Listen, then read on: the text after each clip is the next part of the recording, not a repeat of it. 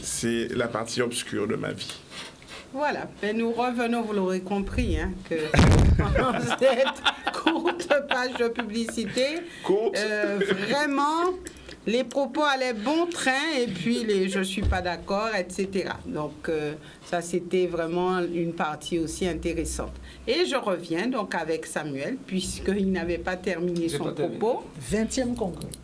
Alors, et je dis que lorsque nous parlons, il faudra faire attention de ne pas perdre une partie de nos enfants, nos propres enfants. Parce que lorsqu'on parle de la Guadeloupe dont on aurait pu rêver, la Guadeloupe qui est dans notre tête parce que c'est ce qu'on voudrait, il y a une vraie Guadeloupe et il y a des enfants qui sont guadeloupéens qui ne raisonnent pas comme nous et qui sont déjà en déphasage avec nous. Doit-on dire qu'ils ne seraient pas guadeloupéens, ces enfants-là? Je ferme la parenthèse. Parce que ce sont de vrais guadeloupéens, ce sont des enfants, mais ils ne pensent pas comme nous.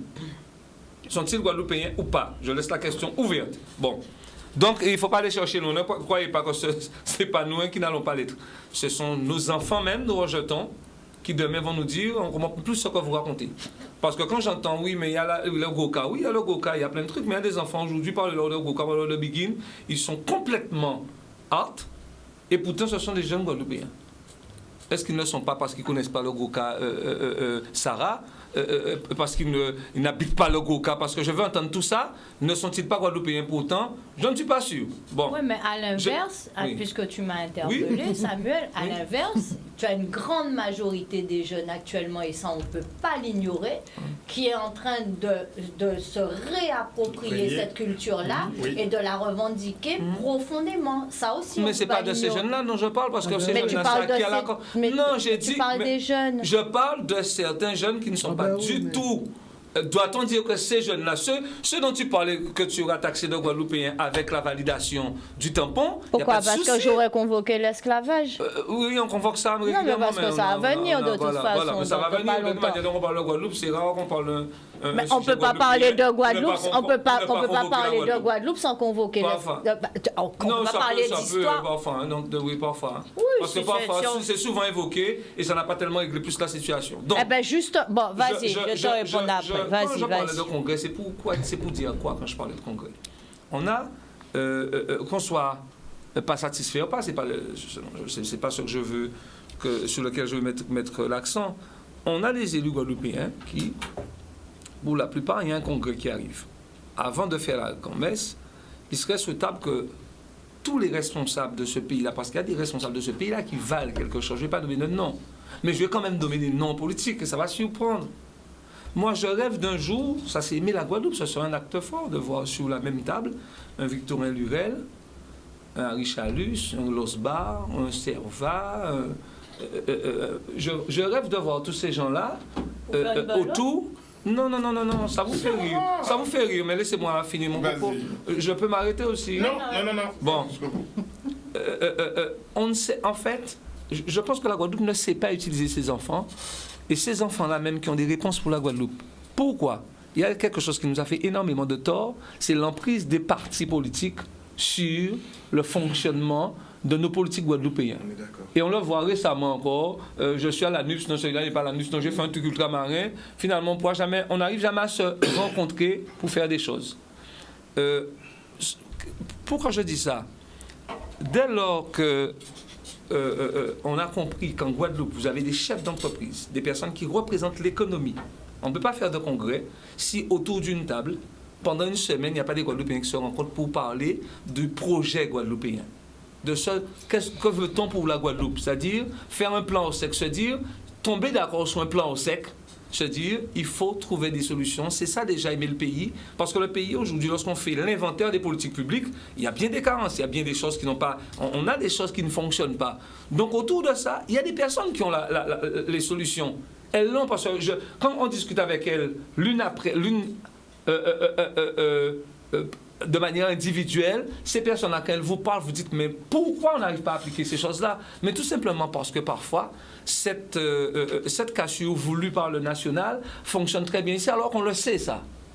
Donc, pour moi, un homme comme Victorin Lurel, qui est quelqu'un qui a fait des choses, qui travaille pour la Guadeloupe, avec Arif Chalus, avec Losbar, qui sont des gens qui ont la responsabilité du pays, devraient pouvoir se regarder en guadeloupéen sans jamais parler ni du PS, ni de NUPS, ni de rien du tout, et parler Guadeloupe pour pouvoir faire avancer ce pays-là sur bien des sujets. Et on verrait qu'on gagnerait énormément de temps.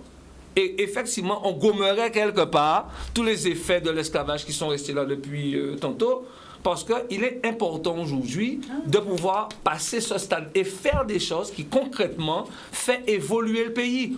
Alors ça peut paraître quelque chose d'utopique, mais on ne l'a jamais fait ça.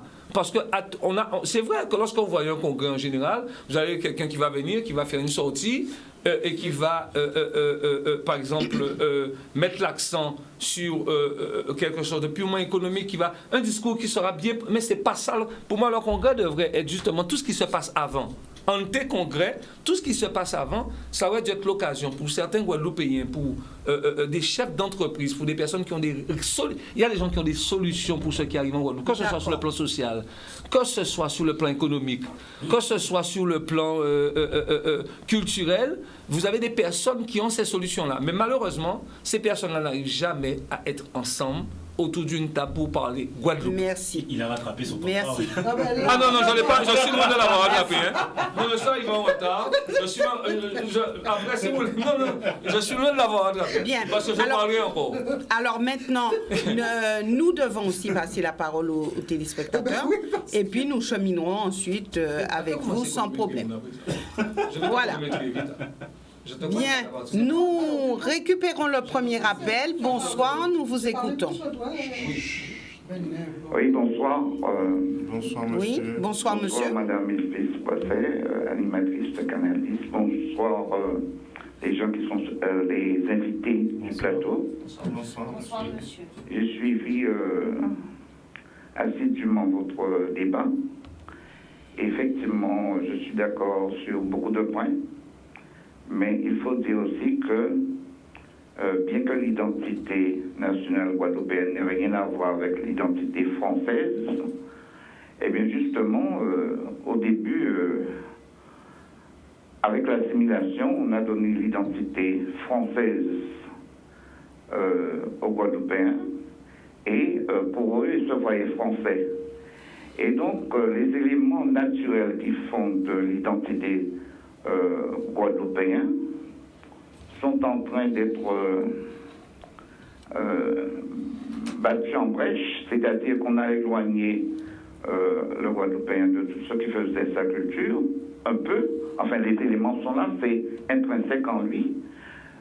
Seulement, et bon, nous avons le vocal, nous avons la musique, nous avons beaucoup d'artistes et tout ça, mais tout ça,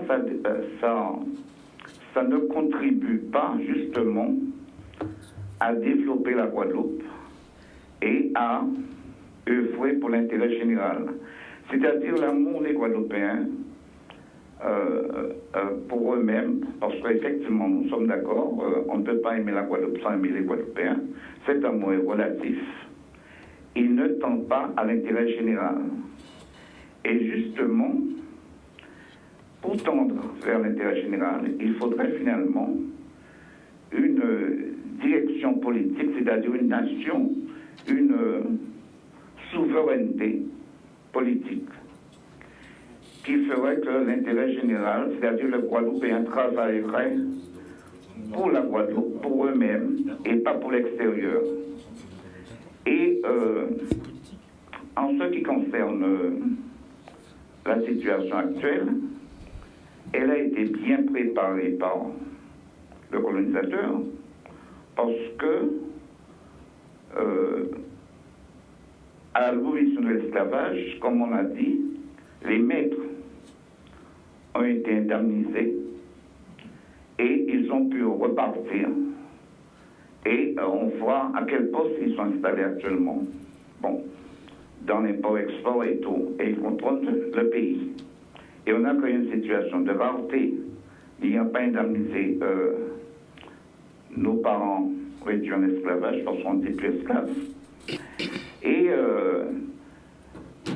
ça a créé une situation de rareté où finalement c'était au fur et à mesure que le matérialisme se développait, chacun pour soi et Dieu pour tous.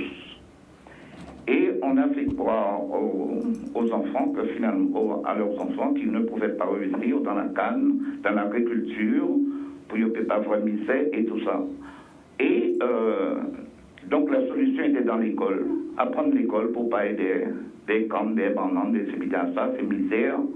Ils ont pris de la distance vis-à-vis de la terre, donc de notre spiritualité, donc de ce qui faisait notre ciment, parce que les gens faisaient des coups de main.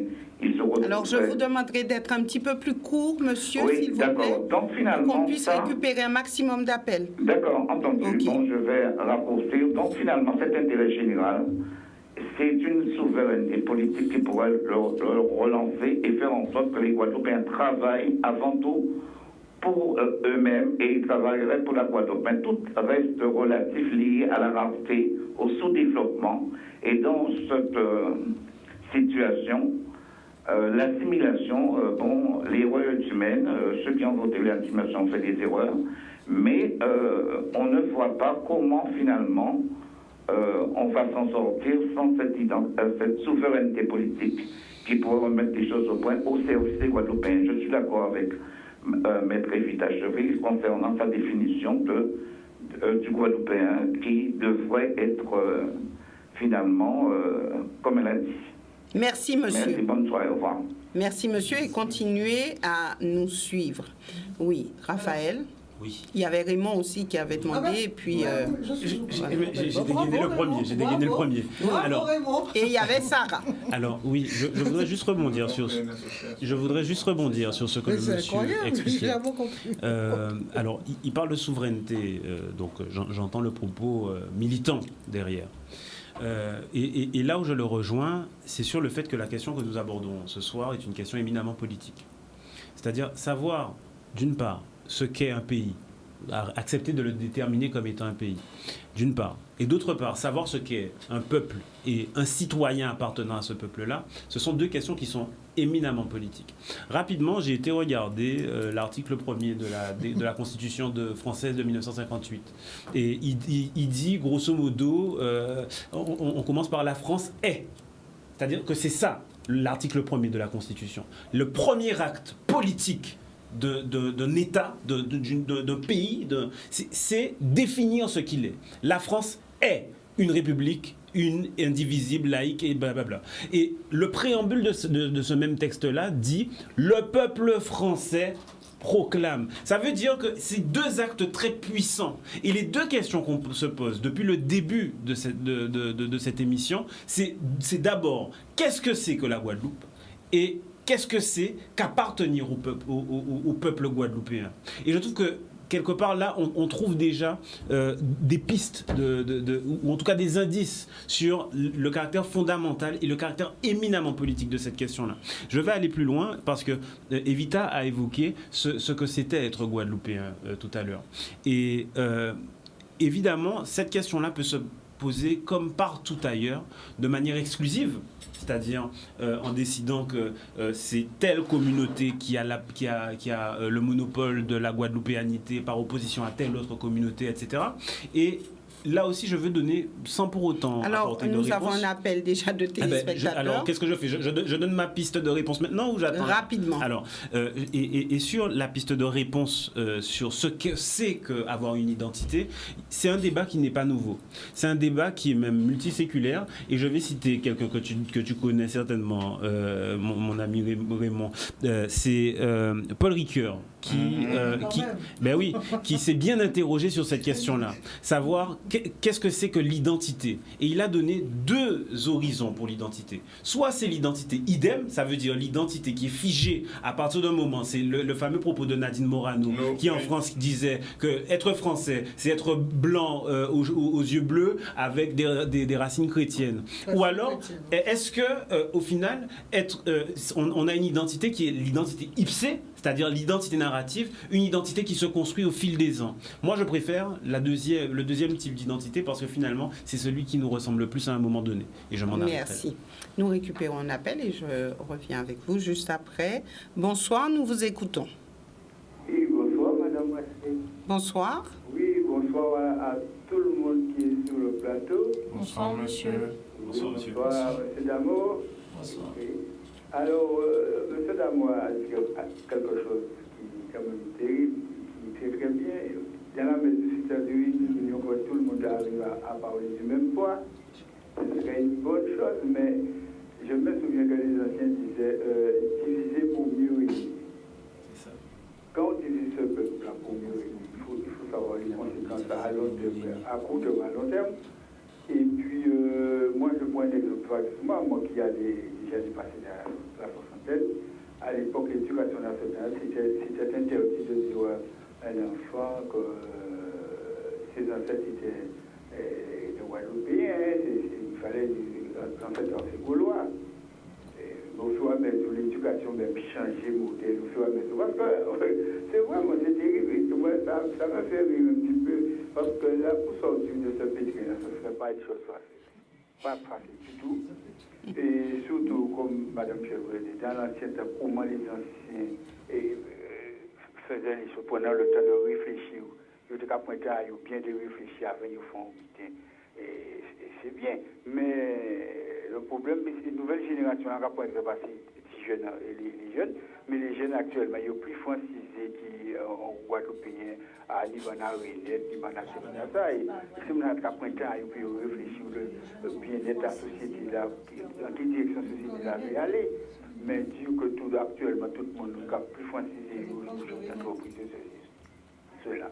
Mais il y a une chose, une seule chose qui dit quand même, il faut nous tenir compte bien que le pays-là, il appauvrit énormément. Pour continuer rapidement, venant les vêtements-là, quand les usines sucrières étaient toujours là, on a même cité le tout, et on a des ajusteurs, des gens qui peuvent en métal actuellement, passer au tournage, fait des pièces terribles pour l'usine et pour le général, pour quelque chose. Mais actuellement, par exemple, Guadeloupe est fermée. Ou de l'autre côté, le savoir-là a disparu au fur et à mesure.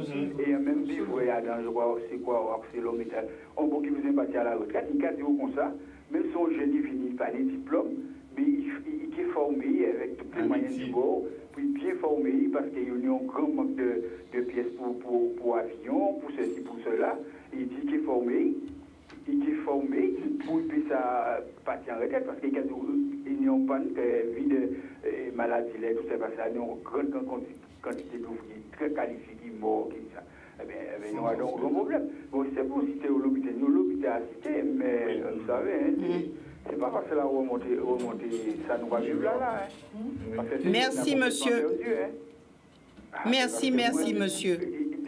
Dernier bitin que vous fait à Boucan, on voit des bitins qui n'ont pas eu l'occasion de les voir dans les années 60 parce qu'on a vécu pas mal de trucs. Merci, monsieur. C'est bon, d'accord, merci. Et je vous demanderai d'être un petit peu plus court pour que nous puissions vraiment récupérer beaucoup d'appels. J'ai reçu 5 sur 5 votre demande, madame. Alors, je disais cela aux téléspectateurs. Mais ça s'applique aussi. Mais c'est valable aussi pour nous. Mais moi, je voudrais... Voilà. Alors, cher Raymond, je t'écoute et ensuite, je prendrai la parole. Oui, donc ce monsieur a dit quelque chose qui est formidable. Et même si madame Maître, ici à côté de moi, défendait d'autres plaidoiries, nous avons perdu le monde ouvrier et les savoir-faire liés au métier au profit de l'emploi. Bien sûr. Et je dirais ça même 100 mètres sous la mer dans la gueule d'un requin. Nous avons fauté de ce point de vue-là en mettant en place une société de fonctionnaires. Que ça plaise ou pas, je continuerai à le dire. Parce que l'avantage de notre société lorsqu'elle était ouvrière, c'est que le monsieur a pris l'exemple de tourneur, fraiseur. Tu sais que le dernier tourneur-fraiseur, il a mort à l'eau. Mais j'entendais pas bien ce qu'il disait. Moi, j'entendais très mal. Oui, mais attends, mais résume-nous. On a dit quoi? Il disait cette chose-là qu'en fait, aujourd'hui, tu as des personnes qui ont un savoir-faire d'ouvriers spécialisés qui va se perdre parce qu'en fait, il n'y a pas de relève. Il n'y a pas de relève. Voilà. Parce que l'inconvénient, et ça va rejoindre le premier intervenant, c'est que nous sommes entrés dans des sociétés fléchées. Faux filières, de ceci, de cela, théorique. Et en fait, tu as beaucoup de gens qui savent faire beaucoup de choses, mais qui sont inutiles pour une société d'aujourd'hui. D'autant plus qu'on a fait un retour sur nous-mêmes. Comment on va faire pour relancer notre société avec l'agriculture, avec un certain nombre de choses, parce que nous allons tôt ou tard être confrontés à un fait. On ne pourra pas faire venir les machines-outils, il va falloir qu'on recommence à Sainte-Rose. M. Paja m'a dit, j'ai eu la chance de connaître ce monsieur, qui était chauffeur de ligne de bus, mais qui était tourneur-fraiseur, qui faisait toutes les pièces de ces bus. Il va falloir qu'on revienne à ces métiers-là et à cette espèce d'expertise. Et on a détruit ces expertises-là au profit des discours qu'il fallait effectivement s'affranchir de la terre, de la douleur, de la souffrance. Merci. Nous avons un appel de téléspectateurs et ensuite ça sera à Evita. On va faire comme ça pour donner un maximum de possibilités aux téléspectateurs. Bonsoir, nous vous écoutons. Oui, bonsoir. Oui, bonsoir madame. Oui, bonsoir, je m'appelle Elisa. Oui. Je suis en train d'écouter votre émission qui a retenu mon attention. Je voudrais juste dire deux mots. Concernant déjà le mot Guadeloupe, être guadeloupéen, je trouve que c'est un peu compliqué pour moi déjà de comprendre un peu ce qu'est un Guadeloupéen. Déjà, en plus, je sens parler d'aimer la Guadeloupe. Est-ce qu'il faut aimer la Guadeloupe ou aimer les Guadeloupéens? Moi, je dis qu'avant même qu'on parle d'aimer, il faut qu'on parle du respect. Parce que j'ai trouvé, notamment pendant la grève, que nous ne sommes pas suffisamment respectés l'un l'autre. J'ai entendu M. Samuel tout à l'heure qui parlait des politiciens. Et bien, les politiciens en ont pris pour leur grade, on peut dire. Et je les trouve très, très, très courageux, les politiciens de la Guadeloupe. Il faut savoir qu'ils font ce qu'ils peuvent. Hein. Ils n'ont pas la science infuse, ils n'ont pas le monopole du savoir non plus. Ils font ce qu'ils peuvent à leur échelle comme ils peuvent. Il faudrait déjà aussi qu'on apprenne à se contenter aussi de ce qu'on a et tout le temps être dans la critique. Moi, je dis que le respect aussi dans le voisinage, quand il y a des bêtes qui viennent manger ce qu'on plante, des choses comme ça, moi, je trouve qu'il faut passer déjà par le respect avant de parler d'amour. Et puis, la Guadeloupe, être guadeloupéen, c'est tellement complexe parce que j'ai même entendu une chanson lors d'une grève qui disait que la Guadeloupe, c'est en nous, à Patayo. J'ai du mal jusqu'à maintenant à définir ce qu'on entendait par le nous et yo. Tout ça c'est confus. Alors, est-ce que peut-être un jour, il ne faudrait pas prendre un temps pour parler de tout ça, pour parler de beaucoup de choses, parce que vous dites des choses très intéressantes, mais c'est sûr que le délai sera court. Voilà, c'était juste ça que je voulais dire ce soir.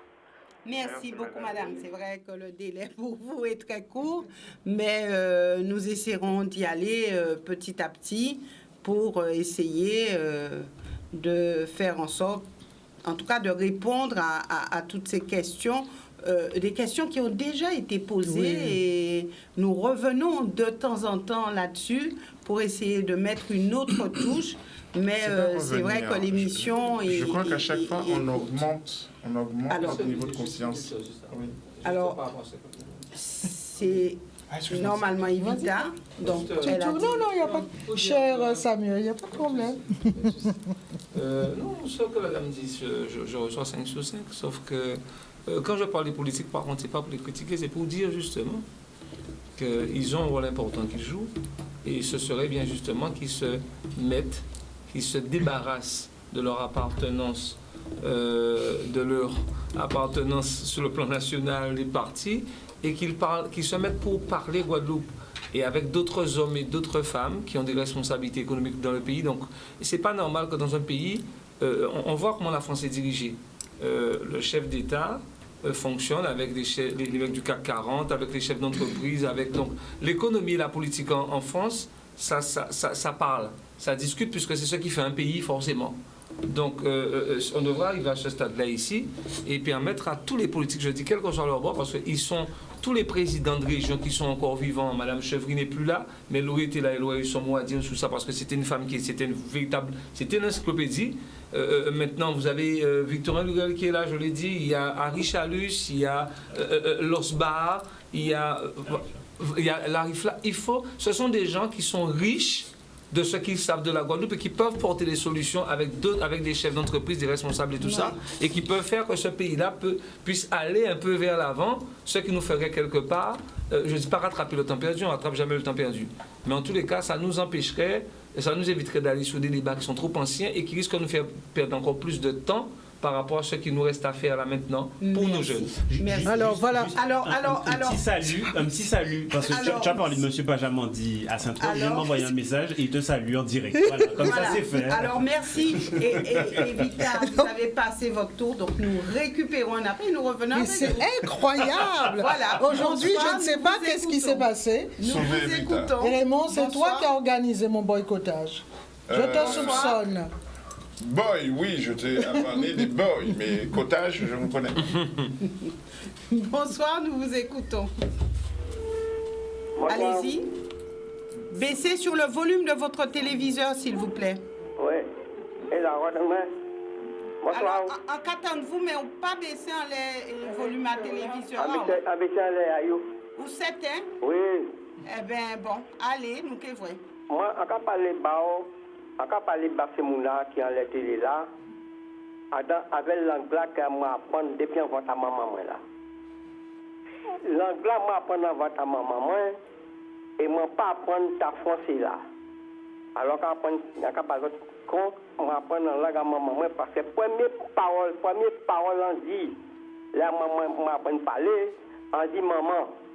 On pas dit maman, qu'on français dit ou dit maman, on dit maman. Moi, langue en moi, c'est en moi. En cas d'autres cas, discuter très bien. Mais moi, sans qu'en des autres. Moi, langue moi-même, personnellement, moi, en France, en cas parler langue en moi, pas français. Et si pas comprendre langue en moi, quand dit aïe apprendre tant moi, m'apprendre tant. Et en cas féliciter. Si Jeanne Telchid avait une boucle là, qui mettent l'anglais ça en avant. Souvent, paillot, je dis jour, capes créole qui a passé. Moi, aller à l'envoyer en France, c'est pas qu'à comprendre ça qu'a dit. Et quand on me dit qui langue qu'a parlé, on dit qu'a parlé créole. Langue en moi, c'est créole. Si vous ne pas comprendre ça, vous pouvez apprendre. Moi, en cas de l'autre, moi, je travaille dans un magasin en Paris. On dit, madame, bonjour madame. Et moi, monsieur, c'est quelle langue vous parlez? On dit qu'à parler créole. Créole, c'est quoi? On dit, moi, on doit parler créole. Mettez nos filles, on va parler bien, bah, on fait une négresse qui est dans le magasin là. Il a dit comme ça, pardon, tu comprends ce que dit monsieur? Il a dit oui. On dit, bon, quand il dit, moi, c'est Guadeloupéenne. On dit, c'est Guadeloupéenne, nous ne parlons pas créole. Et quand on veut désir, il y a un grand qui a gardé nous parler créole. Et là, pour nous parler créole avec lui là, il dit, moi, en cas de merci, parce que madame n'a pas gentil qu'à agresser la parole dans le magasin là, et on va travailler avec. C'est vous qui mettez mon valeur dans le magasin là. Moi, je tombe soulier à 80 fois. Moi, je fais vrai à 4 fois ouvert, moi, 4 fois ouvert dans le soulier à 80 fois. Il dit, merci. On dit qu'on s'en sait, moi qui côté. Il dit, non, c'est mon Guadeloupe. Et en même commune qui m'a essayé. Et là, nous mettons qu'à parler créole, vive créole en moi. En tant, soit parler français, pour français qui la comprendre ça, l'a dit. Mais l'anglais, ça, en tant que mettez devant tout patron passé.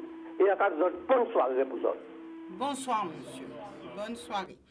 Voilà donc. Pour les appels, non, du tout. J'étais juste en train de dire. Il y a une opération là, Raymond. C'est du sabotage. J'étais juste en train de dire que c'était le dernier appel, puisque nous devons faire un tour de plateau et il faut vous donner le temps. Un tour de plateau. Là, ça y est, on fait le tour en conclusion. Vraiment de conclusion. 16 fois que j'ai fait serrer les 4 pattes et je ne fais pas de tour de plateau. Oui, on fera un petit tour de plateau pour donner. Alors, Evita. Ah, c'est le tour de plateau, c'est la fin, c'est la conclusion. Non. Là, ça sera juste ce que vous vouliez dire, Evita. Oui. Et ensuite, non, mais c'est en fait tour de plateau. Un mot sur 2 interventions. Oui, voilà. En fait, je voudrais intervenir un peu sur tout ce qui a été dit. Moi, je voudrais rappeler simplement qu'on peut aimer la Guadeloupe sans se dire guadeloupéen.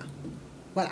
Donc, cette espèce de confusion qu'on fait entre le fait d'aimer un pays, d'apprécier, d'y être bien, d'y être heureux, et le fait de se sentir guadeloupéen, c'est autre chose. Parce qu'il y a des Guadeloupéens qui vous disent, de nombreux Guadeloupéens qui vous disent, j'ai un passeport français, j'ai une carte d'identité française, mais je suis guadeloupéen. Et il y a des Guadeloupéens qui se sentent français. Donc la notion même d'identité, comment dirais-je, est une notion purement subjective. Je me sens guadeloupéenne ou je me sens française ou je me sens guadeloupéenne avant d'être française. Donc ça me paraît une première chose. Donc aimer les Guadeloupéens, ça ne veut pas dire non plus qu'on ne voit pas leurs carences. Je veux dire par là, on ne voit pas leur faiblesse, on ne voit pas, et on cherche, parce que si on aime les gens, on cherche à améliorer un certain nombre de situations, un certain nombre de comportements, un certain nombre d'états d'esprit. Et donc, on va chercher dans l'histoire, on va chercher chez les sociologues, on va chercher chez les psychologues, et on travaille sur ça. C'est ça aussi. C'est un acte qui me paraît essentiel dans l'amour de son pays. C'est cette volonté, je ne dis pas que c'est le seul acte, mais je dis que c'est un acte essentiel qui n'a pas encore été pris en compte, à savoir comment reconstruire, comment dirais-je, comment reconstruire des hommes et des femmes qui ont été abîmés par l'histoire. Ça, maintenant, nous avons la chance d'avoir les outils. Nous avons la chance de savoir tout cela. Nous avons aussi la chance de savoir que c'est tout à fait réparable. Parce que jusqu'à présent, nous pensions que le préjudice que nous avions subi par l'histoire n'était pas réparable. Maintenant, nous le savons. Les sachants l'ont dit. C'est vrai que les préjudices sont sérieux. C'est vrai que les préjudices sont profonds. Ils sont même très graves. Mais on peut le réparer si, évidemment, on se décide à le réparer. Donc, moi, il me semble que c'est l'acte. S'il y a une mission que nous devions avoir, première mission, c'est celle-là. C'est la reconstruction, en fait, de l'homme et de la femme antillaise. Malheureusement, nos élus ne prennent pas ce combat-là. Et ça, c'est vraiment dommage. Nous avons eu la chance d'avoir une Guadeloupéenne à la tête de la décennie internationale à l'ONU des afrodescendants, qui permettait de financer un certain nombre de programmes, parce que tous ces pays, comme la France, les États-Unis, reconnaissent que la diaspora noire vit encore dans sa chair, dans son cœur, dans son âme, les préjudices liés à l'histoire de l'esclavage, de la colonisation. On ne s'intéresse pas à ça. Alors on aura beau faire des super programmes économiques, et je suis un peu ce que dit Samuel quand il dit, effectivement, ce sont des élus de gauche. Il n'a cité que des élus de gauche, Losbar, Chalus, Lurel devraient pouvoir s'entendre. Je dis, ben oui, mais il y a une chose qui est, d'abord, il faut rappeler à Samuel que quand même la chose fondamentale qui les différencie, c'est que les socialistes sont tout à fait contre toute réforme institutionnelle, donc a fortiori statutaire. Donc déjà, c'est vrai qu'il y a un problème. Mais de plus, je ne crois pas au mythe du projet commun. Pourquoi nous serions le seul pays au monde à faire un projet commun pour que tout le monde soit d'accord sur un projet pour la Guadeloupe? Obligatoirement, il y a des résonances différentes, donc obligatoirement, il y a des projets différents, il y a des visions, comment dirais-je, différentes. Mais évidemment, nous espérons tous qu'un jour, enfin, moi-même, avant que je ferme mes yeux, que je puisse voir la Guadeloupe changer de statut, parce que depuis 1999, nous attendons ça, et ça, c'est pas fait. Alors, je voudrais répondre sur l'assimilation. Bon, on ne va pas discuter des heures sur l'assimilation. Il y a eu des tonnes d'ouvrages sur cette question. Nous savons comment, justement, nous avons été assimilés, comment on nous a fait intégrer les valeurs de l'autre, et comment, justement, on nous a dit « oublie tout ce qui s'est passé au moment de l'abolition, parce que toi-même, tu as été en esclavage, c'est la honte, etc. » Ce qui est l'oubli forcé, le déni, qui est un des traumatismes les plus graves qu'on a comment dirais-je, subi. Mais je dirais, s'il y a une génération qui est très francisée, paraît-il, moi, c'est vrai qu'elle existe, mais il ne faudrait pas oublier toute cette génération qui est justement très attachée à sa culture et c'est intéressant parce qu'elle utilise maintenant le cas, elle évolue avec le cas et elle fait ce qu'on appelle la technoca. Donc, à partir du cas. Donc, je veux dire par là, ne voyons pas que la jeunesse qui est très francisée, on ne pourra rien y faire, mais interrogeons-nous sur la transmission. C'est ce que je disais à mon ami Raymond. Comment comprenez-vous que des enfants même d'indépendantistes, des leaders indépendantistes, ne le soient pas? C'est bien parce qu'on a oublié comment dirais-je, on a oublié de les instruire comme il fallait. Et je voudrais répondre à Yo. Nous sommes arrivés quasiment au terme de l'émission, mais donc la possibilité de rajouter quelque chose, puisque c'est quoi aimer la Guadeloupe? Nous faisons le tour de plateau et Sarah pourra elle aussi argumenter sur ce qu'elle voulait dire. C'est quoi aimer la Guadeloupe? C'est quoi aimer la Guadeloupe? Je vais vous dire en fait, c'est quand on pose le pied sur le tarmac, on sait qu'on est chez soi. On pourra aller dans tous les pays du monde, les pays les plus merveilleux, on sait qu'on est rentré chez soi parce que ce pays-là vous parle. Ce pays-là vous dit voilà, nous étions un peuple qui pouvait faire cela. Nous ne sommes plus ce peuple, parce que les peuples sont mortels et il ne faut jamais l'oublier. Nous ne sommes plus ce peuple, mais voilà, nous avons besoin d'avancer. Nous avons chuté par moments, nous avons régressé aussi. Beaucoup de gens disent qu'on a régressé sur le plan politique et autres, sur le plan de la volonté d'exister en tant que pays. C'est sûr, nous avons des failles dues à beaucoup de choses dans notre histoire, mais nous devons justement se dire, il faut faire quelque chose, et quand on aime son pays, eh ben, il faut y aller, il faut retrousser ses manches et se dire, quand on est Guadeloupéen, on n'a pas besoin, en fait, d'expliquer ce que c'est que le nous et d'expliquer ce que c'est que le yo. Ça, il n'y a pas besoin d'explication. Nous savons tous, si nous sommes Guadeloupéens, ce que c'est que le nous, chez nous, notre pays, et ce que c'est que le yo, ceux qui viennent de l'extérieur. Raymond? Alors, pour répondre à la question, 2 niveaux de réponse. La première, donc, en fait, moi, j'aurais toujours du mal à vouloir, à partir de mon histoire morcelée, m'inscrire dans une identité fragmentée, puisque l'identité française, elle est fragmentée. Elle est de plusieurs peuples, et donc, elle n'est pas unitaire. Et la deuxième chose que j'ai envie de dire, oui, moi j'aime mon pays parce que peu importe là où j'ai été dans le monde, il est toujours resté dans ma tête et dans mon cœur. Et c'est pour ça que j'aurais pu faire autre chose, mais j'ai décidé de revenir pour ce pays-là qui m'aura donné mon essence et ma force de vivre. Après, par rapport à ce qu'on disait tout à l'heure, est-ce qu'il faut aimer la Guadeloupe sans les Guadeloupéens? J'ai du mal. J'ai du mal avec un certain nombre de Guadeloupéens. Vous connaissez mon franc-parler. Il y a beaucoup de gens qui, pour moi, on pourrait effectivement les mettre dans un conteneur et puis les immerger parce que vraiment, ils sont inutiles. Oui, mais pas que des Guadeloupéens. Hein. Mais pas que des Guadeloupéens. Je dis des gens. D'accord. Parce que ça me pose un problème de voir que... Les immerger, tu as dit? Oui, il est très important de les immerger dans un conteneur fermé, plombé. Parce que si on poisson mange, quelqu'un va manger le poisson et donc on va se retrouver dans la même situation. C'est dur quand même, hein, Raymond. Non, à un moment donné, il faut se dire les choses, d'accord? Et tu as sauté, c'est un certain nombre de personnes, mais il faudrait un jour qu'on remette les gens dans leur contexte. J'en termine par ça. Oui, je pense qu'il est possible effectivement d'aimer son pays. Pas forcément, et là je rejoins Evita, pas forcément que lorsqu'on met le pied sur le tarmac. Moi, mon pays, il a toujours été dans mon cœur. Il y a une contrée de France que j'aime bien, c'est Aurillac, mais on peut toujours rester Guadeloupéen, on peut toujours rester Bouk-Baïf, on peut toujours rester Bouk-Habitants, on peut toujours rester Bouk-Bouillon, parce que c'est mon ADN. D'accord? Mais peu importe le pays dans lequel je me suis rendu, je suis resté ça parce que c'est dans mon cœur, c'est dans ma tête. Et il n'y a pas de place pour autre chose. D'accord. Samuel? La question, c'est laquelle? Les 3. C'est quoi aimer la Guadeloupe en 2022? Je crois qu'on a fait le tour. Hein.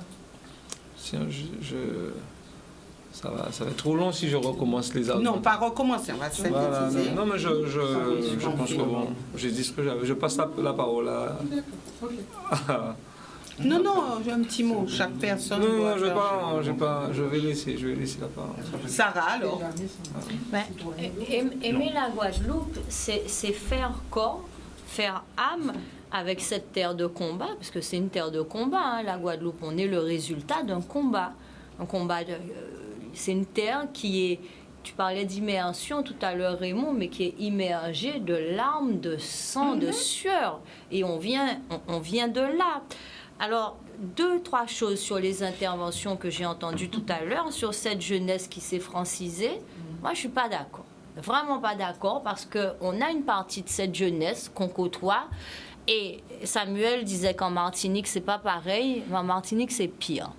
Le clivage et la notion de revendication identitaire en Martinique est encore plus forte qu'en Guadeloupe pour une raison très simple. C'est que les Békés sont plus maîtres de la Martinique qu'ils ne sont maîtres de la Guadeloupe. Je ne vais pas rentrer dans le débat historique, on va finir à 3 heures du matin. Mais on a rencontré cette jeunesse en Martinique et cette jeunesse en Guadeloupe, vous savez, celle qui déboulonne les statues. Celle qui dit que Victor Schœlcher n'a pas aboli l'esclavage et qu'il faut arrêter de raconter des histoires à ces gamins qui ont 20, 25, 30 ans. C'est un espoir pour nous. Hein. Quand, Evita, tu parles de transmission, peut-être que là, on n'a pas tout loupé sur cette frange de 20 à 30 ans qui fait des réparations, de la question des réparations dont tu parlais, Evita, une question fondamentale, une question majeure pour la reconstruction des uns et des autres, et puis pour nos enfants. Parce que pour que nos enfants s'y retrouvent demain dans le mieux vivre ensemble ou le mieux être ensemble, il va falloir à un moment, effectivement, qu'on parle d'épigénétique, qu'on soit réparé et qu'on puisse exister les uns avec les autres. Et il y a une dernière chose qui m'a marqué, c'est le créole dont parlait ce monsieur tout à l'heure. Il a eu la chance, lui, de rentrer dans un magasin en France où il a pu parler en créole et pouvoir acheter une paire de chaussures. Nous, aujourd'hui, quand on est dans un tribunal en Guadeloupe, on ne peut pas bénéficier, on ne peut plus, c'est une régression. Alors, heureusement qu'il y a cette jeunesse qui va plus loin et qui nous donne espoir, parce qu'aujourd'hui, en 2022, quand nous sommes dans un tribunal en Guadeloupe avec la charte régionale des langues, enfin, on ne va pas revenir sur tout ça, et que nous choisissons de parler créole parce que c'est la langue dans laquelle on s'exprime le mieux, c'est la langue qu'on ressent, c'est la langue qu'on vibre, c'est la langue avec laquelle on a des imaginaires qui sont totalement différents de ce que l'on peut traduire en français. Nous ne pouvons pas le faire, y compris avec un interprète. Voilà où on en est aujourd'hui en Guadeloupe, par exemple. Et c'est quoi aimer la Guadeloupe? Ah ben, je te l'ai dit, Yvelise. Je te l'ai dit en préliminaire. Pour moi, c'est quand tu fais corps, quand tu fais âme avec ce pays, cette terre de combat, cette terre d'Ignace Solitude d'Elgrès, parce qu'il faut qu'on comprenne pourquoi ils ont été là, Ignace Solitude d'Elgrès, pour qu'on puisse aujourd'hui, autour d'un plateau de télévision, deviser librement en français ou en créole et pouvoir revendiquer, échanger, pas être d'accord.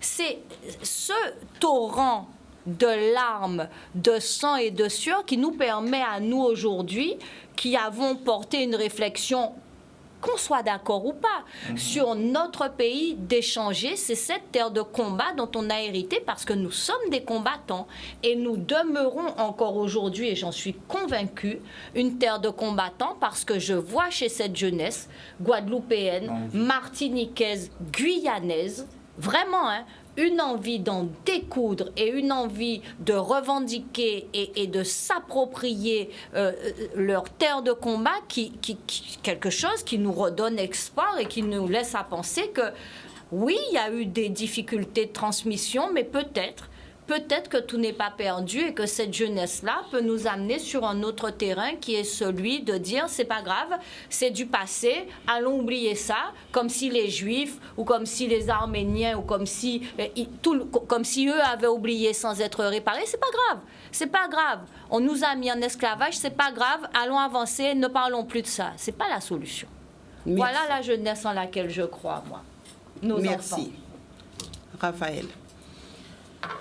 Oui, donc au terme de cette émission, j'ai peur. J'ai peur parce que tout ce qu'on a dit là m'a fait penser à un certain nombre de choses. Ça m'a fait penser. Alors moi, à ma petite échelle, au combat que je mène politiquement pour l'émancipation de la Guadeloupe et de son peuple, à ceux qui m'ont précédé dans ce combat-là, et je crois que ça fait un certain temps, je regardais la semaine dernière une série, Borgen, sur le pouvoir au Danemark, qui est une ministre des Affaires étrangères. Aujourd'hui, il y avait une autre saison, elle était Premier ministre, mais là, il y avait un sujet sur le Groenland et sur la dépendance du Groenland face au Danemark. Et j'ai l'impression que on change l'espace géographique, on change les acteurs historiques, mais on répète les mêmes questionnements. On répète les mêmes questionnements pour le Groenland vis-à-vis du Danemark, qui en fait est une colonie danoise. On répète la question du côté de la Polynésie, on répète la question du côté de la Nouvelle-Calédonie, on répète la question en Guadeloupe, bref. Et on peut multiplier effectivement les exemples. Et en fait, j'ai peur parce que je ne voudrais pas que ces questions, qui sont des questions fondamentales pour la Guadeloupe, et je l'ai dit, qui sont éminemment politiques, ne soient que des refrains. Ne soient que des refrains qu'on entonne à chaque fois qu'il nous est permis de nous exprimer sur ces sujets-là. Donc ça, c'est presque une mise en garde que je fais, parce que je vois dans le mouvement normal du pouvoir aujourd'hui un certain nombre de signes qui sont de nature à inquiéter. Le simple fait que le ministère des Outre-mer ait été délégué au ministère de l'Intérieur devrait nous interroger sur la perception que cet État-là, que ce pouvoir-là a de nos pays. Ceci étant dit, s'agissant de qu'est-ce qu'aimait la Guadeloupe en 2022, il y a un tout petit paragraphe qui est en 4e de couverture du livre, qui synthétise ce que je crois être mon amour pour mon pays. Et que vous pouvez lire, Yvelise, en 4e de couverture, derrière. Ah, bien joué. Derrière. Bien joué. Ah, bien joué. Derrière. Merci. Derrière. La Ah ouais. Alors, ça dit quoi? Ça dit quoi? Il faut lire. Il faut lire. Ah, c'est moi qui Oui, allez-y, bien sûr. Non, Raphaël va lire son livre. Raphaël va lire son livre. Quand même. Il va mieux le lire que moi, de toute façon. Enfin, ça... Alors, c'est bien. Tu lis très bien. Qu'est-ce qu'aimait la Guadeloupe en 2022? Son pouls rythme ma vie. J'en partage les angoisses, suis pétri des mêmes doutes, tente de me départir de ces mêmes vieux démons. Je veille durant ces nuits blanches, pleure ses morts, exulte de ses joies. Je fais mien son courroux et ses fureurs sont à la source de mes seules fâcheries. Je nourris les mêmes espoirs, vis la résilience de nos épreuves communes et suis traversé par ce même élan, ce même désir d'avenir, cette même rage de vaincre l'histoire pour enfin naître au monde. Voilà. Enfin, au monde. Naître au monde. Si tu me permets un mot, ce que vient de dire Raphaël, puisqu'on a parlé de l'Ukraine tout à l'heure, me rappelle une conversation avec l'Ukraine qui m'expliquait dans son parcours, le parcours qui a été le sien, qu'il était parti avec de la terre de Guadeloupe quand il a été incarcéré. Et Luc disait exactement ce que tu viens de dire. Il m'a dit un jour, Sarah, où ça mon bitin, faut aimer pays là, ça te rappelle Evita, passionnément. Et c'est en fait, finalement, voilà, merci. On va y arriver. Merci beaucoup. J'espère en tout cas. que Raphaël, ça ne fait pas peur. La Non. référence à Pas du tout. Non, mais ça m'a vraiment... C'est un honneur. Merci d'être venu sur ce plateau. Merci pour cette émission. Merci aussi à vous, téléspectateurs, de nous avoir suivis. Excellente soirée à tous. Bonsoir et bienvenue au sein de notre émission Que les choses soient dites. Ce soir, une question simple sera posée à nos invités, mais aussi à vous qui êtes à la maison. De ce fait, vous pourrez participer à partir du téléphone et nous donner votre avis. Maintenant, cette question qui est vraiment très simple, mais qui peut nous emmener sur des chemins, je vais dire... Nocturne. De traverse. Alors voilà, on a débuté au niveau de cette émission. Alors la question posée, je vais vous laisser nous la dévoiler. Raymond? Oui. Ah, c'est quoi aimer la Guadeloupe en 2022? Excuse-moi, Yvelise. Bonsoir aux téléspectateurs et téléspectatrices de Canal 10. Voilà, donc la question, c'est quoi aimer la Guadeloupe en 2022? Donc, plusieurs invités sur ce plateau. Tout d'abord, nous avons Evita que vous connaissez bien.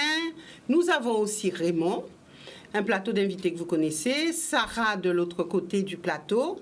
Et puis, nous avons Raphaël. Et Raphaël qui, je dirais, toujours l'invité qui tombe à pic, puisque il y a ce livre qui nous sera certainement dévoilé, Pour l'amour du pays. Donc, c'est un livre qui a été écrit par Raphaël. Raphaël, donc, Pour l'amour du pays. Donc, on verra bien ce qu'il en est ressorti. C'est quoi aimer la Guadeloupe en 2022? Alors, c'est vrai que c'est une question qui vaut son pesant d'or, puisque souvent, on entend dire, oui, moi, j'aime la Guadeloupe, et je fais tout pour la Guadeloupe. Je sais que j'ai la Guadeloupe dans mon cœur. Enfin, vous avez déjà entendu des gens qui disent cela. Mais quand quelqu'un dit « moi, j'aime la Guadeloupe », qu'est-ce qui est sous-entendu dans cette phrase « j'aime la Guadeloupe » Raymond? Commence par moi. D'accord. Oui. Je reprendrai en tenant compte de simplement mon expérience. Pour moi, aimer la Guadeloupe, c'est déjà, dans des termes simples, faire en sorte que les choses avancent, que les choses évoluent, être rigoureux, droit dans ses bottes, être porteur de cette identité partout où on se trouve, en tout lieu. Et surtout, ne pas dévier de ses valeurs. Lorsqu'on aime la Guadeloupe, on vit la Guadeloupe, c'est notre priorité, c'est la Guadeloupe. Après, oui, mais derrière tout ça... après, tu peux avoir un amant, une maîtresse qui s'appelle la Guadeloupe, et donc tu aimes la Guadeloupe, mais ça, c'est à partir de minuit. Quoi? Pourquoi vous me regardez? Vous faites comme si, effectivement, que tout le monde était sérieux, qu'à minuit, personne ne circule en Guadeloupe. Si, il y a tout le monde... Les gens aiment la Guadeloupe. Je viens de quitter Basse-Terre. J'ai vu plein de gens qui habitent Pointe-à-Pitre qui aiment la Guadeloupe. Mais en fait, la Guadeloupe, c'est... La Guadeloupe passe par une femme, enfin bref. Oui, par une femme, par une homme. Oui. Mais en fait, plus sérieusement, aimer la Guadeloupe, c'est quand même, et ça nous a fait défaut sur les 70 dernières années quand même, puisque même si notre jeunesse qui aujourd'hui fait partie de l'intelligentsia parisienne aime la Guadeloupe, mais elle aime la Guadeloupe dans le confort parisien. Donc ça veut dire, en fait, les gens ont fait un concept qui s'appelle « J'aime la Guadeloupe » et donc en tout lieu. Pourquoi tu ris? Oui, parce que c'est tellement vrai ce que... Mais tu m'as dit qu'on est sérieux ce soir, donc tu as vu, j'ai pris ma posture d'homme sérieux. Non, mais c'est vrai ce que tu dis. Les gens qui disent j'aime la Guadeloupe, et comme tu dis, dans le confort parisien. Oui, sauf que les gens n'aiment pas la Guadeloupe lorsqu'il s'agit effectivement d'être sur le territoire et de co-construire. Je terminerai par une petite déclaration que j'avais faite il y a 23 ans. À l'époque, je venais de naître. Et je peux savoir pourquoi vous rigolez? Et l'histoire aussi, tu es dans ça?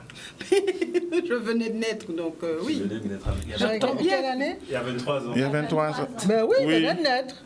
Il y a 23 ans et... 20 ans plus tôt. Oui, oui. 99. Oui, dans les années 2000. Et j'avais dit cette phrase qui avait choqué tout le monde. C'était toujours dans ma fameuse rencontre du Moule, où j'ai dit aux gens, le vrai Guadeloupéen, c'est celui qui construit le territoire. Il peut être chinois, il peut être blanc, il peut être nègre, il peut être indien.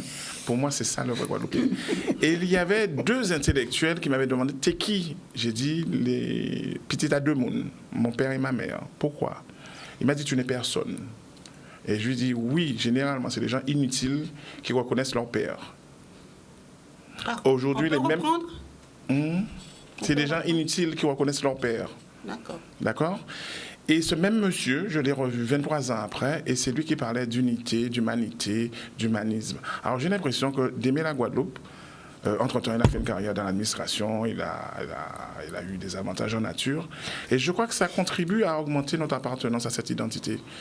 Plus on gagne des biens, et plus la Guadeloupe augmente dans notre estime. Ah. Et je crois qu'en fait, les gens n'ont toujours pas compris que lorsqu'on... Et je crois que c'est toi qui l'as dit, Raphaël, la dernière fois. Le projet pays doit passer au-delà des attentes personnelles. Et ça, beaucoup de gens ne savent pas le faire. Voilà, je dresse le... Alors, quand on dit « j'aime la Guadeloupe », c'est après qu'on est tout. Avant tout, à son intérêt personnel. Mais tu aimes la Guadeloupe lorsque ton ventre est plein, oui. Ouais. Alors, Raphaël commence à mettre quelques plis au niveau de son front. Je ne sais pas s'il est d'accord avec ça. Non, ça pourrait être trop lisse, il ne veut pas faire de plis. Bon, d'accord. on va passer la parole à Evita. Alors moi je suis... Quand les gens disent « j'aime la Guadeloupe », voilà, qu'est-ce qu'on la entend question, par là? il y a la première question, qu'est-ce qu'il y a derrière « j'aime la Guadeloupe » que mot prononcé par les autres. Et puis deuxièmement, qu'est-ce que moi je pense? Oui. Ça c'est autre chose. Alors tout d'abord, moi je dirais que il y a l'amour que j'appellerais l'amour touristique de la Guadeloupe. J'aime la Guadeloupe parce que c'est un très beau pays. C'est une île qui est différente des autres dans la Caraïbe parce qu'elle est très variée. Ce qu'on ne trouve pas, c'est vrai dans la Caraïbe. On est unique avec notre archipel. Voilà, ça il faut reconnaître ça. Voilà, et il fait souvent très beau, etc. Et d'ailleurs, il y a beaucoup de gens qui disent « Ah, j'aime la Guadeloupe, c'est dommage qu'il y ait les Guadeloupéens ». Donc, moi, cet amour touristique de la Guadeloupe, ça ne m'intéresse pas.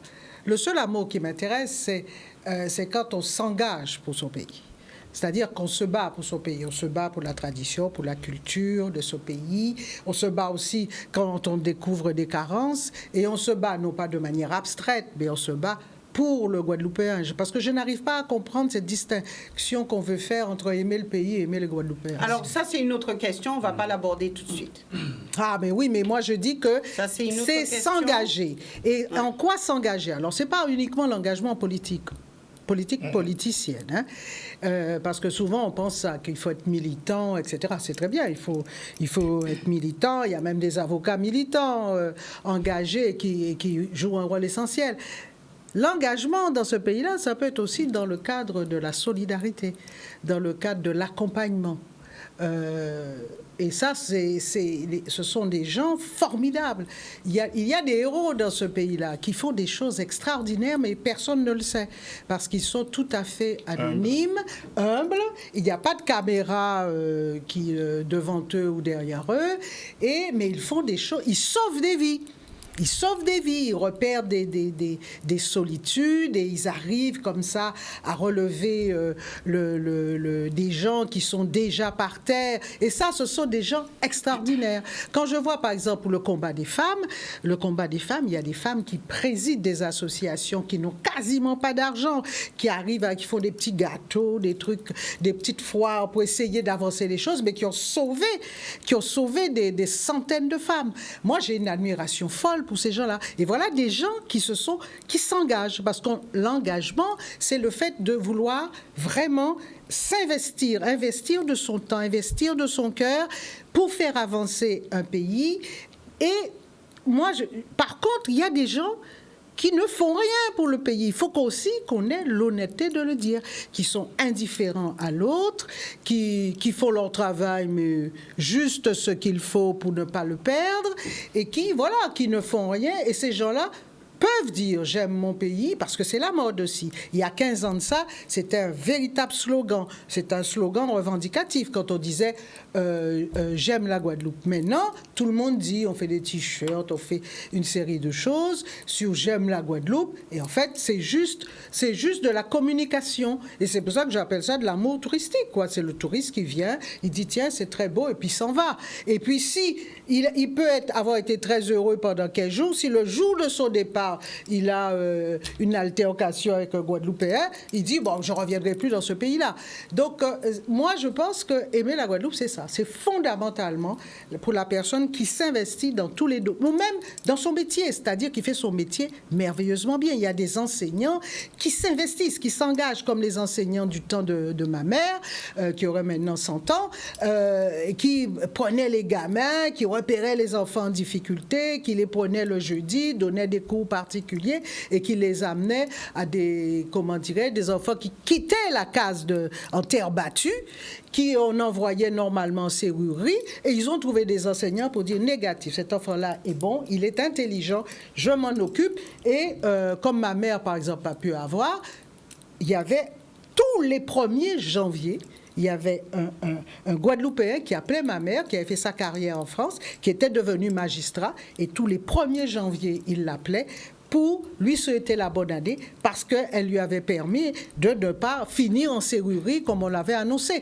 Ça, ce sont des gens extraordinaires. Et je dis que quand on a eu des gens aussi fabuleux que ces enseignants, parce que cette génération, je parle de ma mère, mais il y en a eu beaucoup d'autres, cette génération était extraordinaire. Et je dis, quand tu as eu ça, tu dois quelque chose au pays. Et je pense que aimer aussi son pays, c'est se dire, je lui dois ça, parce qu'il y a eu toute une génération avant qui m'a permis d'être ce que je suis maintenant. Voilà, on ira plus longuement après. Non, je veux, par rapport à ce que tu as dit pour les femmes, je connais 2 femmes dont je tairai le nom qui ont bénévolement, il y a une décennie, ont commencé à livrer de la soupe, un truc tout à fait anodin, à leurs frais, sur 2 communes, Bouillante et Vieux-Habitants.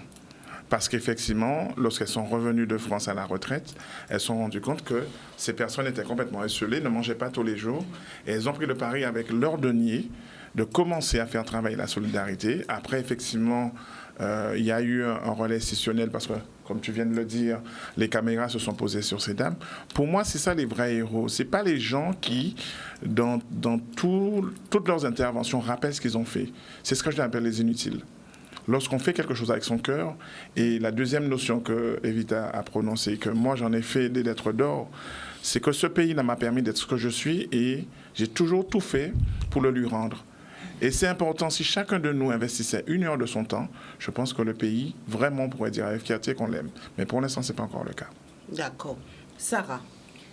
Alors, je vais rebondir, comme souvent, sur ce que dit Evita, parce qu'on a une approche des choses qui est évidente.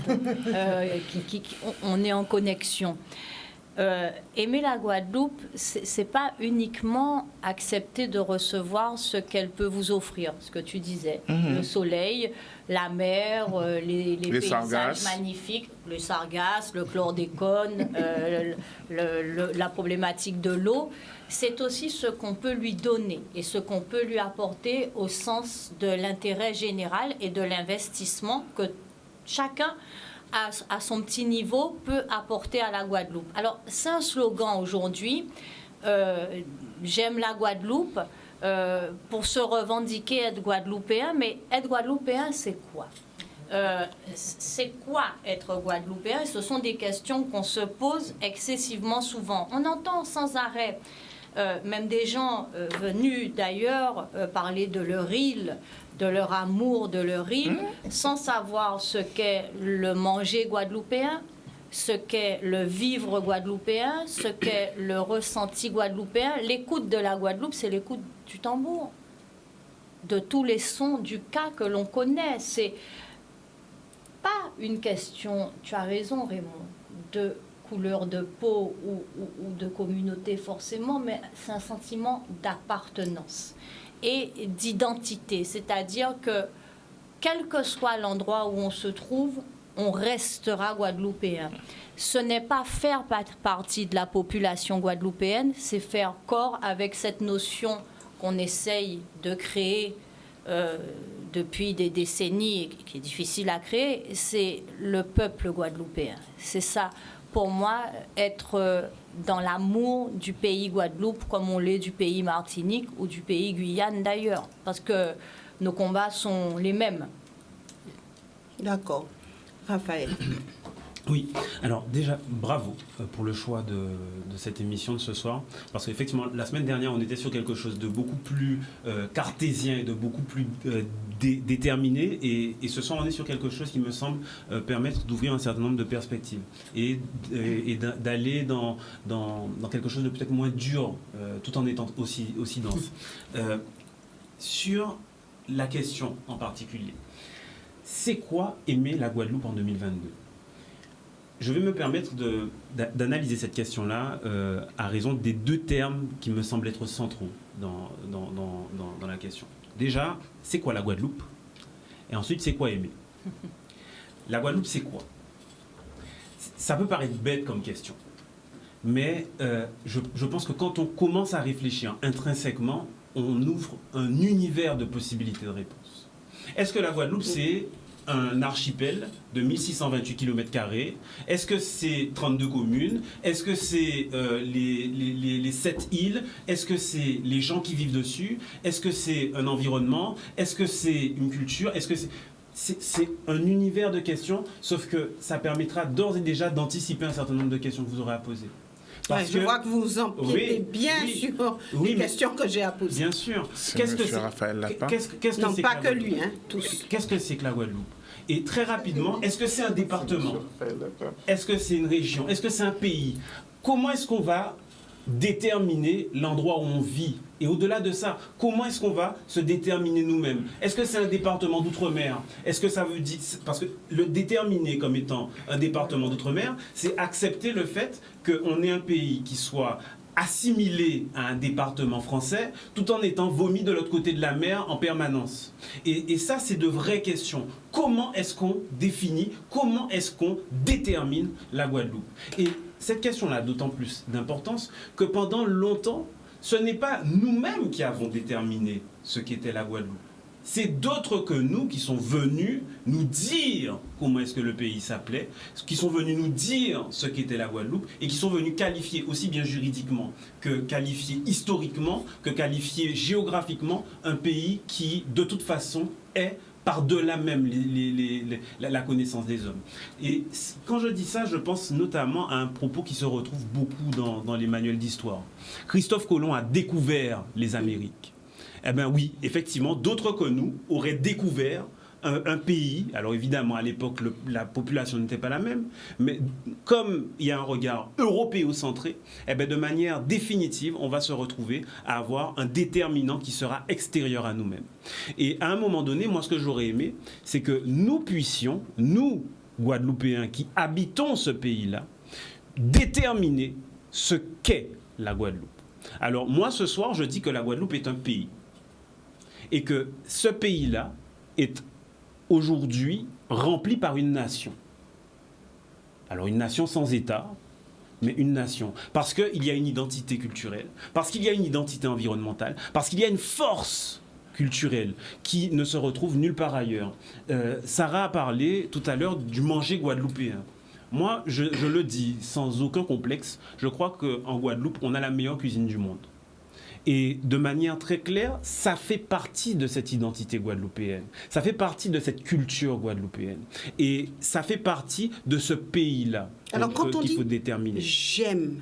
Alors maintenant, c'est la deuxième partie. C'est quoi aimer? Oui. En général, on ne choisit pas d'aimer. Sinon, à ce moment-là, ça ne s'appelle pas aimer. Ça s'appelle autre chose. Mais on ne décide pas d'aimer. Aimer quelque chose, c'est quelque chose qui nous prend. Aimer, quand on aime, là on voit madame, c'est madame où savent que depuis qu'elle a été faite pour toi, tu as été fait pour elle. Eh ben, c'est quelque chose qui te dépasse. C'est comme un feu. Exactement. C'est un élément, c'est quelque chose qui te dépasse. Et je vais prendre une citation qui est au début du livre. Oui. C'est une citation de Marie Scondé dans Moi, Tituba, sorcière noire de Salem, où elle explique que l'amour du pays, ça se porte en soi comme ses organes, comme son sang. C'est pas quelque chose qu'on décide. Alors évidemment, c'est pas quelque chose qu'on décide, sauf que c'est quelque chose qui nous définit. C'est quelque chose qui nous détermine. Aimer son pays, pour moi, c'est le premier ingrédient de la citoyenneté guadeloupéenne. Et je vais m'en arrêter là pour l'instant. Je voudrais répondre justement. Parce que je suis pas d'accord parce que justement, si on aime son pays, on n'aime pas, parce que tu tiens déjà à signaler qu'est-ce que la Guadeloupe est, département. Non, tu l'aimes. Tu l'aimes, tout simplement. Et c'est parce que tu l'aimes, et c'est parce que instinctivement, tu l'aimes au point 2 que, justement, après, tu auras des revendications d'ordre politique. Mais il faut d'abord l'aimer. Et c'est juste ça que je voulais signaler, parce que, justement, tu viens d'expliquer que aimer, c'est, tu portes ça en toi. Quoique je te dirais que ça dépend des cultures. Parce qu'il y a des cultures où la notion de l'amour est complètement différente. Mais disons que la notion occidentale de l'amour, c'est ça. C'est que si tu portes ça en toi, tu portes déjà, sans savoir si tu es pays, département ou autre, tu sens que tu es de là. C'est ta terre, ton histoire est là. Et c'est là que la question d'être qui est guadeloupéen se pose souvent. C'est qu'on dit, est-ce que ceux qui n'ont pas cette histoire commune peuvent se dire guadeloupéens? C'est un autre débat que nous avons déjà mené, mais c'est important. Parce que, par exemple, quelqu'un comme moi, je sais que mes ancêtres étaient là.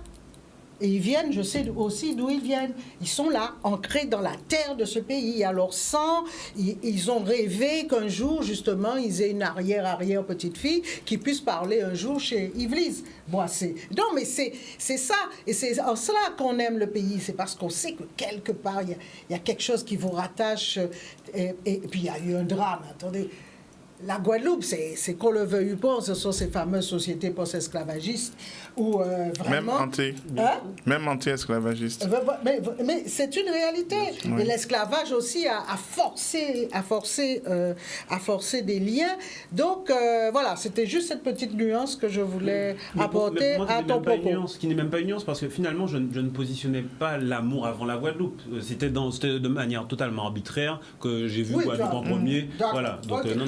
Non, moi, ce que je voulais dire, en fait, pour rebondir et être en accord avec Raphaël, c'est que pour moi, c'est un pays, pour une définition toute simple, un pays, c'est un peuple, c'est des morts en commun, c'est du sang versé, et une histoire. D'accord je vous raconte une anecdote que j'ai partagée ce matin avec une collègue sur ma vision de l'identité guadeloupéenne, qui est un petit peu scabreuse, hein, parce que pourquoi vous rigolez? Je lui demandais. C'est toujours sulfureux. Mais non, je vieillis, donc je m'assagis. Ils t'embêtent les deux là? Oui. Ah ouais, c'est pas juste. Madame Poissé, vous pouvez les punir. Comment dire? Appelez Raphaël et ça. C'est ça. Sinon, je fais quoi, maman? 5e. Donc, ouais. Non, c'est important parce qu'en fait, on avait une petite discussion toute simple où je lui disais que dans nos exercices professionnels, nous devrions faire transpirer le pays. Parce que je me rends compte que, et je crois que c'est toi qui l'as dit, Sarah, dans beaucoup de choses, les gens ont honte de leur identité. Je ne sais pas pourquoi. C'est-à-dire que je leur dis, moi, dans toute ma carrière universitaire, j'ai eu moult problèmes avec des intellectuels ou pseudo-intellectuels, mais je suis resté debout. C'est-à-dire qu'en fait, j'ai rencontré un ancien prof à Paris, et il m'a regardé. En fait, j'étais en train de discuter dans le truc, et il me fait « Non, c'est pas toi ». Je me retourne, je dis « Oui, c'est moi ». Il me dit « Où est-ce que tu es et qui c'est que tu emmerdes ?» Je lui dis « C'est l'image que vous avez gardée de moi ». Il me dit, tu es la seule personne qui nous a dit pourquoi je vais lire Durkheim. Je ne sais pas dans quelle position ce mec il a écrit son bouquin. Le suicide, peut-être qu'il est en train de se masturber. Et le mec, ça l'avait marqué. 30 ans. Offense à Durkheim. Non. Par contre, j'ai lu tous ses ouvrages. Je peux te dire, ce mec, il n'a pas fait. Lui faire offense. Il n'a pas fait un seul jour sur le terrain. Ce sont ses élèves qui ont ramené ces documents. Il a simplement. C'est un imposteur? Mais bien sûr, comme bien d'autres, ou bien un certain nombre de attends. La polémique. Bon, bref, on va pas parler de lui, puisque c'est vrai. Parce que sinon, après, on va me dire encore, tu es en train de détruire une icône française. Je m'en bats. Et ce monsieur, alors j'étais avec une collègue qui me dit, comment les gens peuvent garder une telle image de toi? Je lui dis, je vais t'expliquer le truc. C'est que je faisais de la sociométrie. Et sociométrie, c'est des maths. Et le mec, on avait ça le vendredi matin, 5 heures. Et le mec, je laisse faire son truc. Et lorsqu'il arrive au milieu de son développement, je dis, vous savez, vous avez oublié un signe. Et le mec, il était vénère. Il me dit, pourquoi vous me laissez faire 3 heures de développement? Je lui dis, mais écoutez, c'est vous qui êtes professeur. Moi, je suis qu'un petit nègre à cheveux lisses qui suit vos cours de sociométrie en DEA. C'est tout.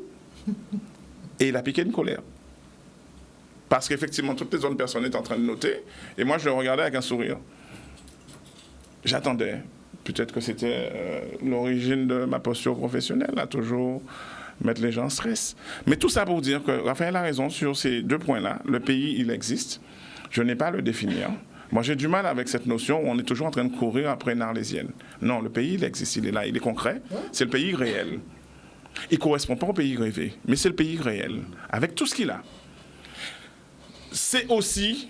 Pour moi, et je le dirai toujours haut et fort, et je le dis depuis des années, c'est pour moi la plus belle réussite de l'échec des Européens. En cela où, tu as raison, on a tout chez nous. On a récupéré un peu de la culture hollandaise, un peu de la culture espagnole, un peu de la culture portugaise, un peu de la culture française. Et on les retrouve dans tous nos repas. Hein. Lorsque tu demandes aux gens comment on fait un court-bouillon, tu as plusieurs trucs. Il y a qui va dire tomate dose, tomate fraîche, ceci, cela. Tout chez nous transpire ce qu'on est. C'est-à-dire qu'on a ça en nous. Alors, je reviens à une autre question qu'on a un petit peu et j'en termine.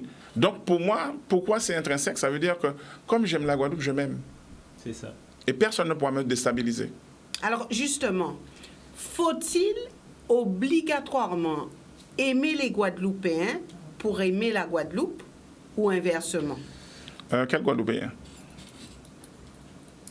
Faut-il, Raymond, obligatoirement aimer les Guadeloupéens pour aimer la Guadeloupe ou inversement? On en revient. Les Guadeloupéens oui, inversement pour aimer la Guadeloupe. Oui. Ou faut-il aimer la Guadeloupe pour aimer les Guadeloupéens? Mais avec la question de Raymond, quand Raymond demande quel Guadeloupéen, on en revient un peu à ton sujet sur l'Arlésienne. Définir le peuple. Parce que c'est ça la question. Lorsqu'on parle des Guadeloupéens, c'est reconnaître tacitement qu'il existe en Guadeloupe un peuple. Donc ça veut dire une entité qui existe et qui a même un sens au sens de la science politique. Et pour moi, je vais citer Pascal là pour le coup. Pascal te disait à propos du temps, tant qu'on ne me demande pas ce qu'il est, je sais ce que c'est que le temps, mais à partir du moment où la question est posée, je ne sais plus. Eh bien c'est exactement pareil pour le peuple. C'est-à-dire que tant qu'on ne te demande pas ce qu'est le peuple guadeloupéen, tu sais qu'il est là, tu sais qu'il existe, tu sais qu'il est bien présent parce que tu le ressens à peine tu ouvres la porte de Canal 10, c'est une effluve de peuple guadeloupéen qui te saute à la figure. Sauf que de l'autre côté, eh ben, s'il faut le définir, est-ce que tu pourras le définir à raison d'une couleur de peau? Est-ce que tu pourras le définir à raison de ça y ça pas les créoles, ça y pas ça pas les créoles? Est-ce que tu vas le définir à raison d'une tessiture de cheveux, d'une texture de voix, etc. Ou texture de cheveux et tessiture de voix. Et au final, on ne pourra pas. On ne pourra pas. Et là où je veux en venir, c'est pour répondre à ta question. Pour moi, de manière presque factuelle, le pays ne peut pas se concevoir sans son peuple. On est d'accord. Et si le pays ne peut pas se concevoir sans son peuple, on ne peut pas imaginer sans faire preuve d'une certaine hypocrisie ou en tout cas faire preuve d'une erreur ou comme on dit en philosophie, pour reprendre des propos de philosophie, sans faire une contradiction performative, ça veut dire pendant qu'on a dit ou pas contredit ou même, on ne peut pas imaginer aimer la Guadeloupe sans aimer les Guadeloupéens. Ah, donc ça c'est... Et puis je remercie Samuel de nous avoir rejoints. Rassurez-vous, Harry n'a pas de souci particulier, il est hors du département, donc il pourra être là la semaine prochaine. Donc rassurez-vous pour les fans de Harry. Les fans de Harry. Oui, nous avons Samuel et nous l'attrapons au vol. Puisqu'il est avec nous. Samuel, merci d'être là. À cette question que vous connaissez bien, je pense que vous y avez réfléchi, c'est quoi aimer la Guadeloupe en 2022? Et là, on est arrivé à cette partie où est-ce que, obligatoirement, il faut aimer les Guadeloupéens pour aimer la Guadeloupe? Ou est-ce qu'il faut aimer la Guadeloupe pour aimer les Guadeloupéens? Enfin, ça va dans les deux sens. Qu'en pensez-vous? Ou est-ce qu'on peut se dire, moi j'aime la Guadeloupe, pas besoin d'aimer les Guadeloupéens qui sont là? Non, mais il y en a qui disent ça. J'aime bien la Guadeloupe sans les Guadeloupéens. Est-ce que pour vous, ça a du sens de se dire, je peux aimer la Guadeloupe sans aimer les Guadeloupéens, par exemple? Alors, je vais peut-être surprendre, oui, c'est possible. Tout est possible. Puisque vous avez bien des communautés qui dans des pays, des Français qui vont aux États-Unis, qui s'installent et qui forcément n'échangent pas avec les gens du pays. Enfin, je parle des États-Unis, mais dans n'importe quel pays du monde, vous avez des communautés qui s'y installent et qui restent entre elles et qui pourtant n'échangent pas forcément avec les us et coutumes de la population. Donc ce sont des gens qui viennent dans le pays, qui viennent profiter de ce que le pays peut leur apporter. On a deux amours du pays. On peut avoir un amour passif, un amour actif. Si j'aime me promener dans le pays parce qu'il y a de beaucoup côtiers, parce que les plages sont belles, je vais dans les rivières, je ne suis pas forcément obligé d'aimer mon voisin à côté. Voilà. Par contre, si je veux participer à la vie de mon pays et je veux emmener mon pays beaucoup plus loin, je veux vraiment être un acteur, parce que n'importe qui en Guadeloupe peut être un acteur. C'est pour ça que je ne suis pas tellement d'accord parfois lorsqu'on met tout sous le dos des politiques. Les politiques ont une responsabilité. Mais prenons l'exemple tout simple du touriste qui arrive et dont le premier contact c'est avec le taximan du pays. Mais ce touriste-là peut avoir soit une mauvaise expérience, aimer revenir dans le pays, soit il ne voudra pas revenir parce qu'il aura eu un mauvais contact avec la première personne qui est le taximan qu'il a rencontré. Donc nous sommes tous les ambassadeurs de notre pays. À des titres, l'artiste qui chante le pays, c'est un ambassadeur du pays. L'écrivain qui remporte un prix, c'est un ambassadeur du pays parce qu'il fait parler du pays. C'est tout ce qui contribue à l'étranger. Par contre, c'est ceux qui permettent aux gens de savoir dans quel pays nous sommes et quel pays nous vivons. D'ailleurs, le comportement même qu'on a à l'extérieur dit beaucoup de ce qu'on peut être dans notre pays. Donc forcément, vous êtes toujours quelque part dans une mission lorsque vous êtes guadeloupéen ou autre, mais quand vous êtes guadeloupéen, si vous voulez que les gens aiment votre pays, il faut que vous ayez un comportement qui soit quelque part, lorsque vous allez quelque part, qui soit un peu, j'ai envie de dire, pour que les gens disent, tiens, ben voilà, par exemple, Teddy Riner, lorsqu'on parle, il y a Kassav, il y a des gens qui ont qui de par ce qu'ils font professionnellement, mais il y a aussi le comportement que la personne, n'importe quel Guadeloupéen lambda peut avoir et se dire, tiens, c'est... Parce qu'on va toujours demander d'où vous sortez. Et forcément, vous voyez bien que les gens disent que les Chinois ont un comportement lorsqu'ils sont quelque part, ils s'effacent, que le Danois, et enfin les gens de l'Europe du Nord ont des comportements très... Le Japonais passe pour être quelqu'un de très... Enfin bref, on ne peut pas empêcher que les gens aient quelque part cette caricature des différentes communautés, des différents peuples. Donc, je pense sincèrement que lorsqu'on aime un pays, on peut l'aimer activement, on peut l'aimer passivement. Sans aimer les gens qui s'y trouvent. Non, je n'ai pas dit. Oui, je dis que c'est possible, puisqu'il y a des gens qui viennent, il y a des gens qui disent que le pays, c'est l'endroit où je gagne ma vie. Imaginez-vous quelqu'un, je prends un exemple simple. Si vous avez échoué dans votre pays et que vous débarquez dans un pays et que toutes les portes vous sont ouvertes et que vous faites, vous trouvez, j'ai envie de dire, un bonheur avec votre famille, quelque part, vous adoptez ce pays-là. Vous adoptez le pays, c'est vous qui adoptez le pays dans votre cœur et qui dites, bon, ce pays-là m'a permis de vivre, ce pays-là m'a permis d'avoir une seconde vie, donc j'aime ce pays-là. Donc c'est toujours intéressé. C'est toujours parce que le pays va vous rapporter. Non, je n'ai pas dit ça. Je n'ai pas dit ça. Après, j'arrive à comment aimer son... Après, il y a une autre chose qui fait que lorsque pour moi on aime un pays, on le soigne. Moi, quand je regarde, alors, tous les Guadeloupéens vont vous dire j'aime mon pays. Mais quand vous voyez les comportements parfois de certains, parce qu'il ne faut pas généraliser, lorsque vous conduisez, quand vous envoyez votre canette de boissons à travers votre vitre, vous ne pouvez pas me dire j'aime le pays. Ce matin, j'étais dans un lieu à l'intérieur des terres à Tara, où je habitants, loin de tout, avec une décharge. Et je te rejoins. Voilà, absolument. Donc je finis. Je voudrais répondre. Vas-y. Vas-y, non, oui, on peut y aller, non, ça va. Lorsque vous allez au centre, par exemple, quand vous allez au centre, vous voyez le comportement de l'habitant du Saint-Trois. On voit bien que c'est des gens, lorsqu'ils commencent à travailler, à nettoyer devant chez eux, souvent, si vous observez, ils vont nettoyer presque un pan de la rue. Parce qu'il a habité un pays en tant que copropriétaire et habité un pays en tant que colocataire. Il faut qu'on pense que le pays nous appartient. Et c'est là que je veux en venir, puisque les Guadeloupéens vous disent j'aime mon pays, mais parfois lorsque vous regardez le comportement de certains, ce n'est pas ce que vous ressentez à travers leur comportement au quotidien. Parce que lorsqu'on aime un pays, on le soigne. Lorsqu'on aime un pays, on fait tout ce qu'on pourrait faire justement pour qu'on parle de ce pays-là en bien.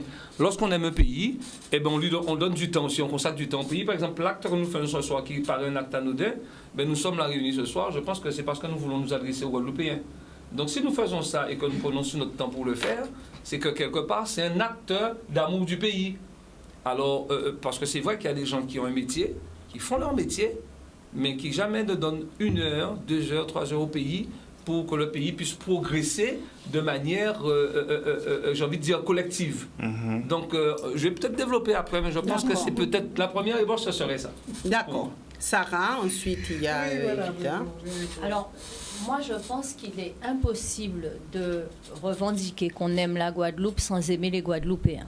Parce que ce sont les Guadeloupéens qui font aussi la Guadeloupe. Ce que je vous disais tout à l'heure, le vivre guadeloupéen, le manger guadeloupéen, la musique guadeloupéenne, le ressenti guadeloupéen. Et quand on vient ici et qu'on dit qu'on aime la Guadeloupe parce qu'on a décidé de vivre de façon sectorisée et de vivre en milieu clos, parce que ça existe très clairement ici. Il y a des gens qui sortent jamais de leur communauté, qui vous disent qu'ils adorent la Guadeloupe, qu'ils ont investi en Guadeloupe, qu'ils ont acheté des gîtes en Guadeloupe, qui louent en Guadeloupe. Moi, je veux bien. Mais là, on est dans ce dont je vous parlais tout à l'heure, ce qu'on appelle la population guadeloupéenne, ceux qu'on comptabilise comme habitants en Guadeloupe. Mais être en Guadeloupe par opportunité, parce que quand vous arrivez, on vous fait les prêts plus facilement qu'à certains, parce qu'il vous est il est plus aisé d'acheter des terrains parce que c'est plus simple pour vous et de vous installer avec votre famille là où vous n'avez pas réussi ailleurs, c'est de l'opportunité, voire de l'opportunisme. Aimer la Guadeloupe, ce n'est pas cela. C'est avoir tenté au moins. Ce n'est pas simple de comprendre ce que l'on est. Je suis parfaitement d'accord. Il est difficile de définir le Guadeloupéen parce que nous sommes un peuple tout jeune quand même et en devenir et qui se construit. Donc c'est extrêmement compliqué. Mais c'est au moins avoir fait cette tentative d'essayer de comprendre ce qu'est un Guadeloupéen dans toute sa diversité et d'essayer de ressentir la Guadeloupe comme un Guadeloupéen en fréquentant des Guadeloupéens, en vivant avec des Guadeloupéens, parce que c'est comme ça qu'on devient Guadeloupéen. On ne devient pas Guadeloupéen quand on vit entre soi, en faisant des petites réceptions entre soi, en faisant des bateaux avec soi-même et en ayant le sentiment que l'îlet Carrette, c'est génial, l'îlet Fajou, c'est génial, on fait des sorties le dimanche et finalement, on est Guadeloupéen. Ça n'a aucun sens dans l'intérêt général et la revendication marquée, identitaire qu'est être Guadeloupéen, parce que quand on va en France, et c'est ce que nous disions tout à l'heure, quand on va aux États-Unis, quand on va partout dans le monde, nous restons Guadeloupéens. Et être Guadeloupéen, c'est cela, c'est ce que l'on porte en soi, et ça n'est pas une question...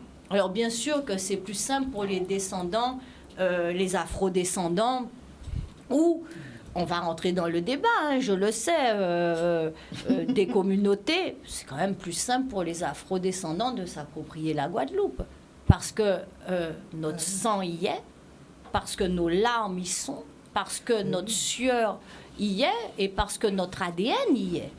Et si quelqu'un peut prétendre approcher cela, il peut prétendre aimer la Guadeloupe. D'accord. Alors, moi, je voudrais juste dire que c'est évident. D'abord, le propos. Peut-on aimer la Guadeloupe sans aimer les Guadeloupéens? C'est évident qu'on s'adresse à qui? Parce qu'un Guadeloupéen, j'imagine mal qu'un Guadeloupéen puisse afficher son manque d'amour de ses frères. Donc ça veut dire qu'on est déjà en train d'essayer de capter le regard de l'autre. Donc en fait, ce qu'on retient, c'est que les Guadeloupéens s'aiment entre eux. Bah oui, enfin, les Guadeloupéens ne peuvent pas dire j'aime la Guadeloupe sans les Guadeloupéens. Ça veut dire qu'on ne peut pas se nier soi-même. Donc, obligatoirement, on parle. Ah ben oui. Non, vas-y. Oui, Raymond, laisse-moi. Je respire. Oui, Raymond, laisse-moi finir de parler, Raymond. Il n'y a pas d'eau, mais il y a de l'air. On n'a pas eu d'oxygène pendant août, donc on a tué des eaux comme ça. Ce que je veux dire, il essaie de m'empêcher de parler. Mais tu n'y arriveras pas, Raymond, c'est mon métier. Tu ne peux pas de parler. Non, ce que je veux dire par là, moi, quand on pose cette question, c'est qu'on pense incontestablement à l'autre. Celui qui peut, effectivement, j'ai entendu beaucoup de gens qui venaient d'arriver et qui disent « Ah, la Guadeloupe, c'est un pays magnifique, sans les Guadeloupéens ». Donc, alors maintenant, on va rentrer... Et là, on va rentrer dans un débat tellement complexe que ça mérite une émission. La question des Guadeloupéens entre eux. Ah ben ça, c'est lié, tu es très bien placé pour savoir. C'est lié à des choses qui nous dépassent. C'est lié à l'histoire. Mais ce que je veux dire par là, quand on dit peut-on aimer la Guadeloupe sans les Guadeloupéens, point d'interrogation. C'était pas la question du débat. Non. Là, c'est la question posée actuellement, là. Actuellement, c'est la question. Voilà, la question. Ben oui. La question.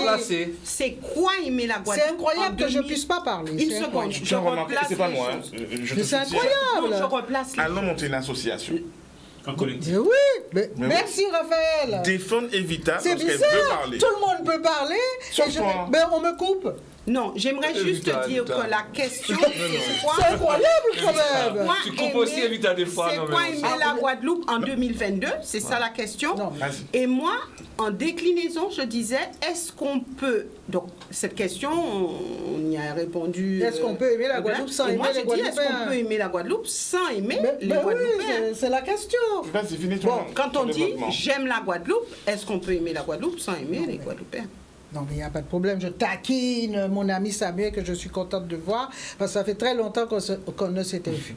Mais ce que je veux dire par là, toute la question, la première des questions, c'est qu'est-ce qu'être Guadeloupéen? Alors, on rentre dans l'éternel débat. Eh oui, c'est un débat très important parce qu'on n'a pas encore défini cela. Moi, je dis qu'être Guadeloupéen, ce sont les composantes d'un peuple qui a partagé la même histoire. Moi, c'est mon opinion. Je suis désolée, mais c'est mon opinion, je ne suis pas prête de la changer. Donc, je veux dire, est-ce que quelqu'un qui vient d'arriver, imaginons, je ne sais pas, quelqu'un qui vient d'arriver, ça fait 1 an qu'il est en Guadeloupe, qui s'intéresse même à la Guadeloupe, qui connaît son histoire, qui apprend le créole, etc., est-ce qu'on peut dire qu'il est Guadeloupéen? Enfin, je veux dire qu'il est Guadeloupéen comme moi? Alors que mes ancêtres ont connu ce qu'ils ont connu dans ce pays, moi je ne suis pas d'accord. Et je l'ai toujours dit, je pense qu'être Guadeloupéen, c'est ceux qui ont partagé l'histoire dramatique de ce pays-là. Ça, c'est mon avis. Maintenant, il n'y a pas de doute qu'il y a des gens qui viennent, qui aiment le pays, qui participent, qui contribuent justement à l'avancée du pays. Et je dis bravo. Mais moi, Evita Chevry, si j'allais en Normandie, je pourrais rester 10 ans, 15 ans, 20 ans en Normandie, je ne dirais jamais que je suis normande. Je dirais c'est un pays formidable, j'adore ça. La nourriture normande est délicieuse d'ailleurs, j'adore sa culture, j'adore certaines cathédrales, mais je ne me considérais pas comme normande parce que être pays a incontestablement le phénomène de l'identification à toute son histoire. Moi, je peux m'identifier humblement à la mulâtresse Solitude, très humblement. Mais jamais je ne vais pas m'identifier à une héroïne normande. Il faut être sérieux. Donc ça, c'est la première des choses. Alors, ce que je voulais dire, c'est que c'est tellement important cette question que dans les débats pour l'autonomie ou autre, en Guyane d'ailleurs, le problème se pose. Parmi le projet de statut de nos amis, il y a un débat sur lequel ils ne se mettent pas encore d'accord sur la question qui pourra voter. Eh oui, qui pourra voter? Est-ce que quelqu'un qui vient d'arriver... oui, qui pourra voter? Est-ce que quelqu'un qui vient d'arriver pourra dire je peux donner aussi mon avis sur l'avenir de la Guadeloupe ou sur l'avenir de la Guyane? Non. Ils disent, les corps sont déjà dit, vous, si vous n'avez pas vous n'êtes pas résident depuis 10 ans, vous ne pouvez pas acheter. Donc, je veux dire, c'est pas si simple. Il ne faut pas penser qu'on est comme ça un pays de bisounours, où on dit, dès que quelqu'un pose le pied sous le port de Pointe-à-Pitre, on dit, ben voilà, bravo, on le reçoit. D'ailleurs, vous avez vu que le pays le plus accueillant au monde, enfin, du moins que je connais, c'est la Polynésie, où on vous reçoit avec des centaines de colliers au point que vous tombez sous le poids des colliers. 4 députés indépendantistes. Et pourtant, Dieu sait s'ils sont accueillants. Donc, on sait accueillir, mais on sait aussi qui est chez soi et qui est le bienvenu. C'est en termes de bienvenue. Et cette volonté d'avoir un discours un peu, je veux dire, qui fasse plaisir, moi, ça me gêne beaucoup. On n'est pas là pour faire plaisir, surtout que nous n'avons toujours pas réglé nos problèmes communautaristes.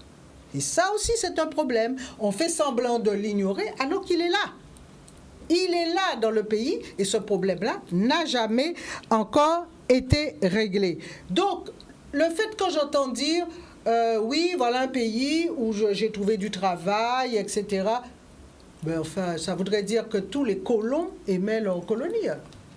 Parce que il suffit d'aimer un pays, il faut y arriver.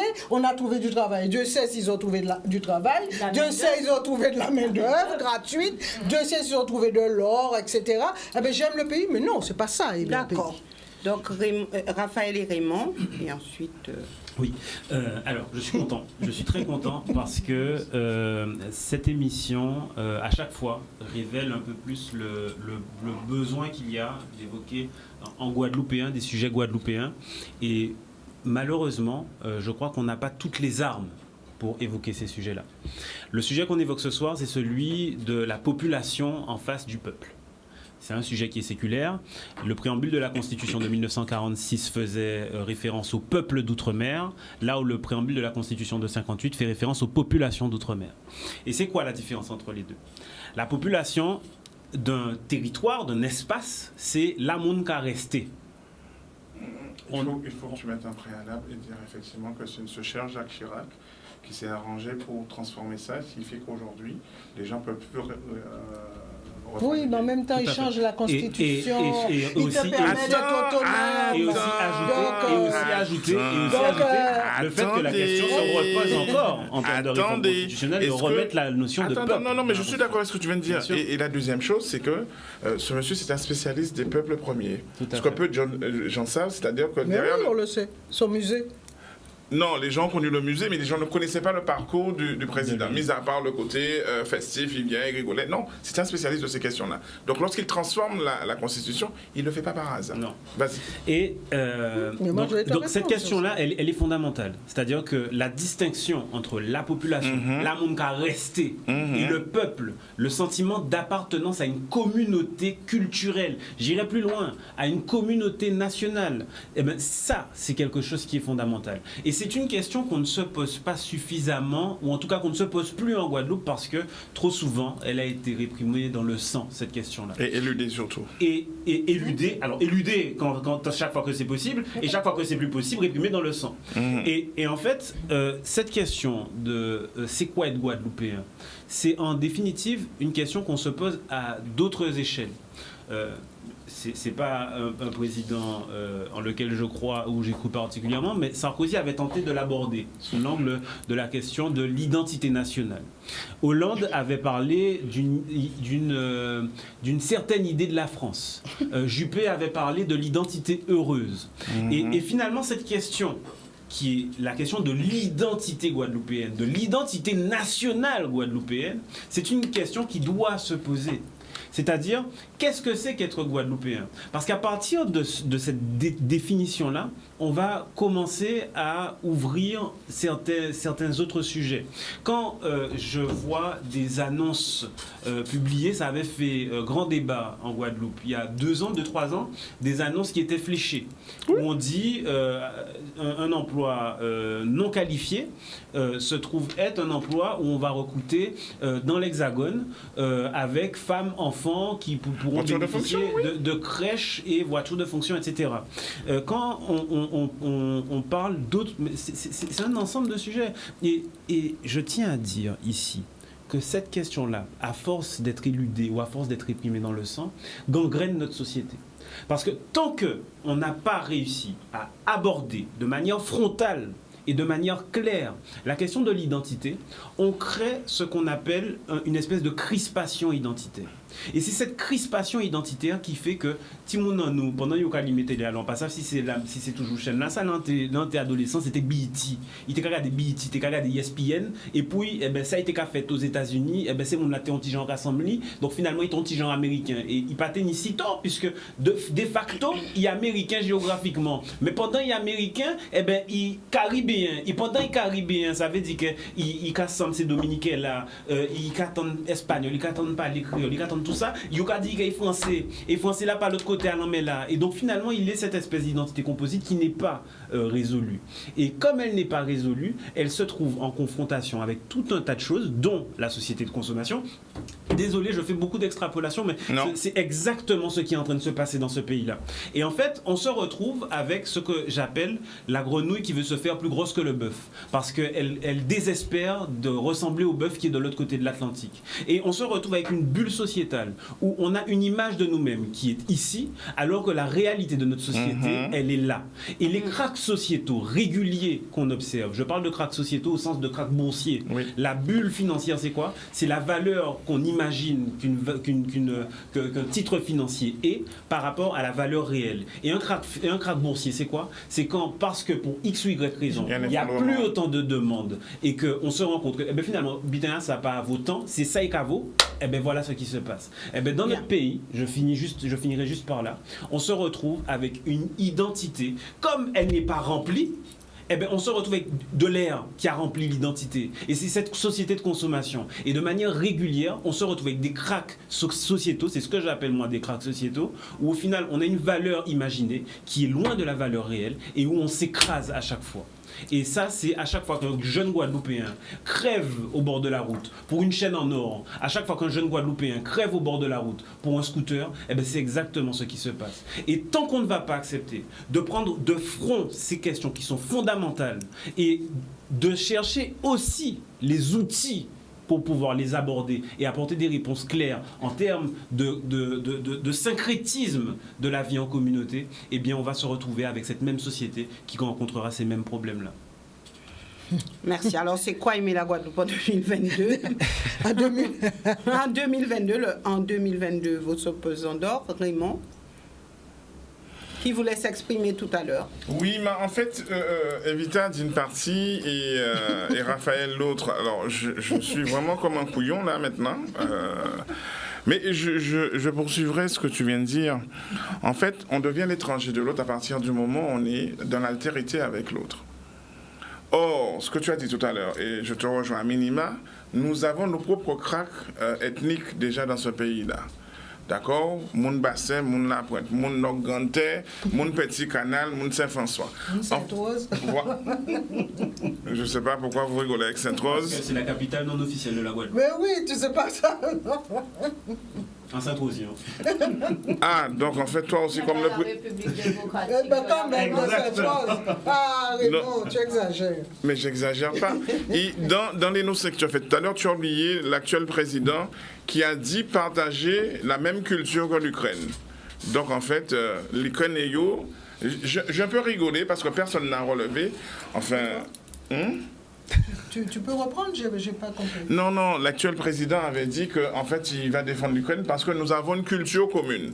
Alors, j'ai essayé de voir l'histoire de l'Ukraine. Non, mais c'est pas le sujet d'aujourd'hui. Oui, voilà. Parce que la seule chose que j'ai trouvée, c'est qu'il y avait de la bonne bœuf à l'Ukraine et donc, je pense que le frère, il a tapé de latte parce que pour débiter autant de conneries.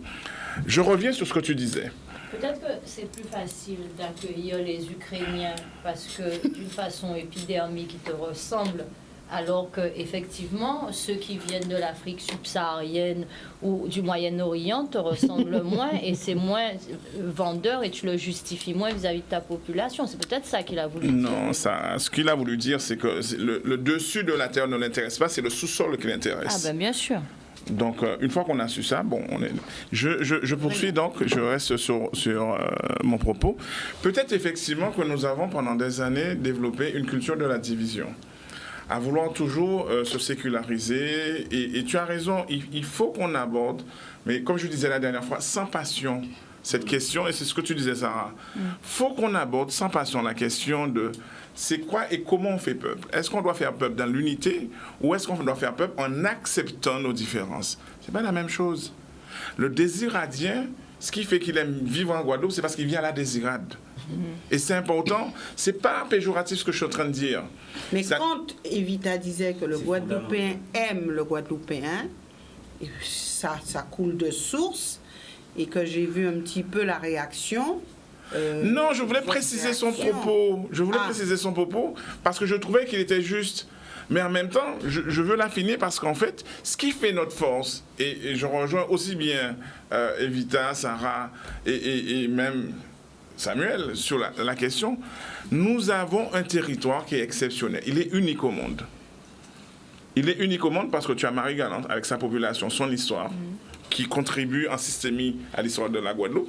Tu as on a quand même l'une des plus belles baies, c'est quand même celle des Saintes, même si les gens chipotent sur cette affirmation. On a quand même une super baie. On a la Désirade avec ses charmes. D'accord? On a la Grande Terre, on a la Basse Terre, on a nos îlets. Même si à force de puiser du sable pour pouvoir construire des maisons pour les gens, on est en train de les perdre. Mais il n'en demeure pas moins, on a un territoire exceptionnel où notre équilibre réside dans le fait, justement, que notre vivre ensemble, nous l'avons inventé. Il ne ressemble à aucun autre vivre ensemble. Et la dernière fois, vous vous souvenez, je vous ai dit, il faut qu'on arrête d'utiliser les concepts de l'extérieur pour nous définir. Non, néanmoins, il ne faut pas que je dise ça. Bah si. Mais non. Mais là, nous sommes d'accord. Oui. Sur ça, nous sommes entièrement d'accord. Oui, mais il faut qu'on aille jusqu'au bout. Et ce que tu viens de dire là, Raphaël, il y a quelqu'un qui a dit ça. Feu Maître Rod. Tu vois, il n'y a pas de hasard. Lorsque tu m'as appelé, j'étais en train de regarder des photos et une vidéo que j'avais faite pour une intervention. Avec le bâtonnier? Ouais, à Saint-Claude. Et il m'avait dit à la fin, dis-moi qui tu es. Je lui ai dit moi. Il m'a dit oui, puisqu'on parlait d'identité. Il y avait la Dominique qui était invitée. Et c'était une cérémonie, oui, organisée par monsieur le député maire, enfin, monsieur le maire député, ou enfin, le député, comme vous voulez. Et j'avais dit cette chose, je lui ai dit, moi, je me définis simplement, je suis Guadeloupéen, de nationalité française, inscrit dans l'Europe. Il s'est mis debout et il m'a dit, je te remercie. Et tu vois, on en parle ce soir et tu l'as dit tout à l'heure. Pour moi, c'est clair. La question de se perdre en conjecture pour définir population, peuple, nation, c'est parce qu'on nous a instillé le sentiment de division. Et nous-mêmes, nous continuons à l'entretenir. Et il faudrait qu'on arrête de l'entretenir. Parce qu'en fait, nos enfants, et tu as raison, vont en pâtir. Nous, on avait une construction qui nous a permis d'aller en France, de faire des études et de supporter toutes les agressions. Nos enfants sont très fragiles à ça parce que pendant longtemps, ils ont vraiment cru qu'ils étaient français. Et c'est arrivé là-bas qu'ils se sont rendus compte que, en fait, on leur dit, l'appartement est déjà loué. Ils ne comprennent pas. Ouais. Mais nous, on l'avait compris depuis longtemps. Hein. Et là, tu es en train de me remettre en cause les parents, alors, l'éducation. Non, non. C'est grave, ça. Alors, c'est le rapport au monde, c'est ce que disait. Non, il suffit pas de... Non, c'est trop facile de dire le rapport au monde. Attends. Je finis mon propos. Et tu pourras être pas d'accord avec moi. C'est ce qui fait le charme de la démocratie. Absolument. Oui, Raphaël a dit quelque chose qui est vrai. Lorsque nos enfants se sont baignés dans BNT et autres, ça nous a donné toutes sortes de morphotypes. Nous avons eu des filles à gros fesses, gros tétés, gros hanches, parce qu'en fait, elles voulaient ressembler au modèle afro-américain. Mais quel autre modèle qu'on a mis en face ici? C'est ça. Mais qui devait mettre? Nous. C'est le voisin alors? Nous. De la Caraïbe, c'est nous. Ah ben donc la faille, la carence vient de nous. De nous, pas des parents, de nous. Quand on dit les enfants se croient plus français que les Français, qu'est-ce qui s'est passé? C'est bien qu'il y a eu une coupure de la transmission, de ce qu'il fallait transmettre.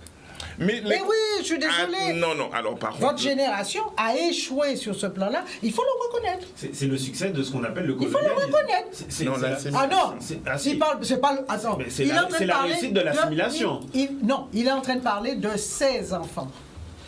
Attention, il te dit, moi, je ne me sentais pas français, j'avais conscience du racisme, eux, ils découvrent le racisme. Non, mais quand tu parles de rupture de transmission, c'est la réussite de l'assimilation et du fait colonial. C'est grave. C'est même très grave. Ton huile n'est pas encore chaude, marinade. C'est même très grave. C'est pas ma génération qui a échoué, hein. Je suis désolé. La génération qui a échoué, c'est celle dont tu as cité qui voulait être soit autonomiste, soit indépendantiste. Ils étaient tous fonctionnaires. Là, j'ai jamais compris ce débat. Nous, on n'est jamais rentré dedans. L'histoire de tu peux pas être indépendantiste. Non, c'est pas ce que je suis en train de dire. En fait, on est rentré dans un faux débat depuis des années. D'accord? On a entraîné nos enfants, lorsque je dis nos enfants, c'est pas les miens, c'est pas les tiens. On a entraîné nos enfants dans une forme d'anomie identitaire parce qu'en final de compte, nous disons, nous ancrer, oui, ces pays-là, et en final de compte, tous ces pays réels, là, pays rêvés, là. Lorsqu'ils se sont rendus compte, en fait, que le pays réel n'a jamais bougé d'un iota, ils nous en veulent aujourd'hui en nous disant qu'on les a mis dans une errance identitaire. Raymond, Raymond, une seconde, Raphaël.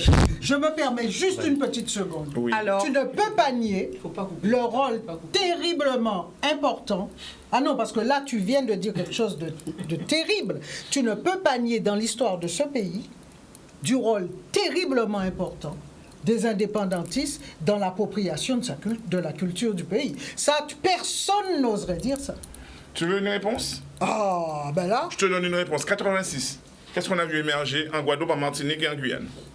Je parle de culture. Hein? Oui, je te parle de culture. Bah. Alors, je pense... Non. Elle a ouvert un cancan, je veux le cancan. On ferme le cancan. Non. 86. Dans les 3 départements, tu as eu un mouvement de rupture de la jeunesse. Le mouvement Guada est né, Madinina et Guyana. Pourquoi ces 3 mouvements se sont mis en rupture avec ce qu'on leur proposait? Je parle du rôle important... Culture, je te parle. Je parle du créole, du gros cas. Enfin, tu plaisantes ou quoi? Je ne suis jamais en train de plaisanter. Non mais Raymond...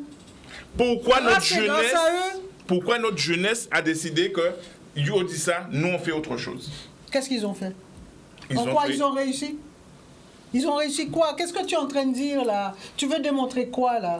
Je ne cherche pas à démontrer, je reste de manière factuelle.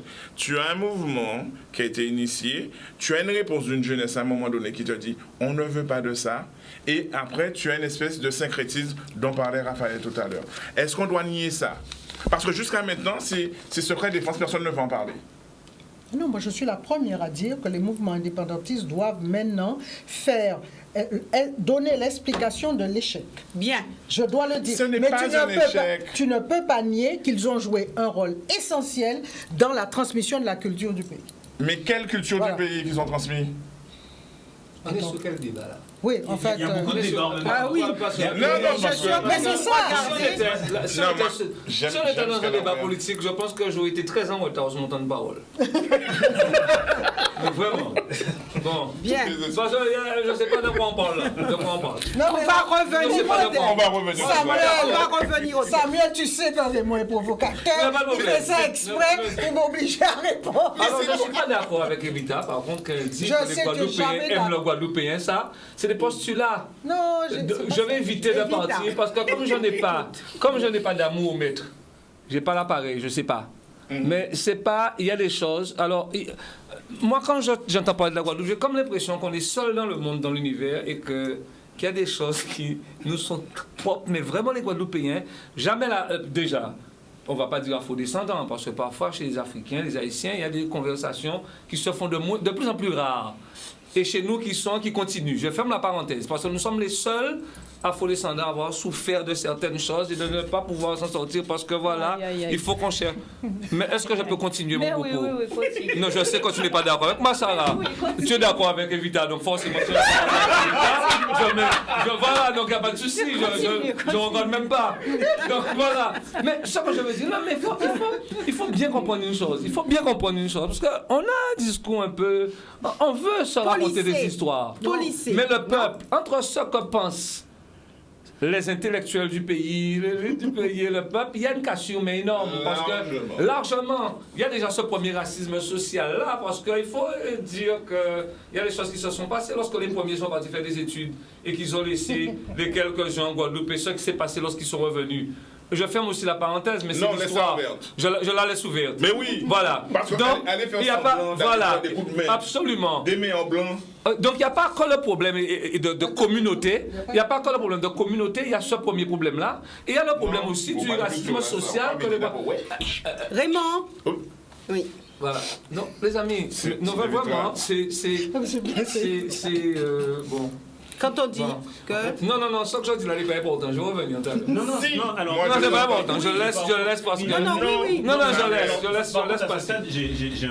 Si j'ai un certain nombre d'interrogations... Non, avant, Samuel. Non, je laisse passer. Je suis complètement déconcentré là.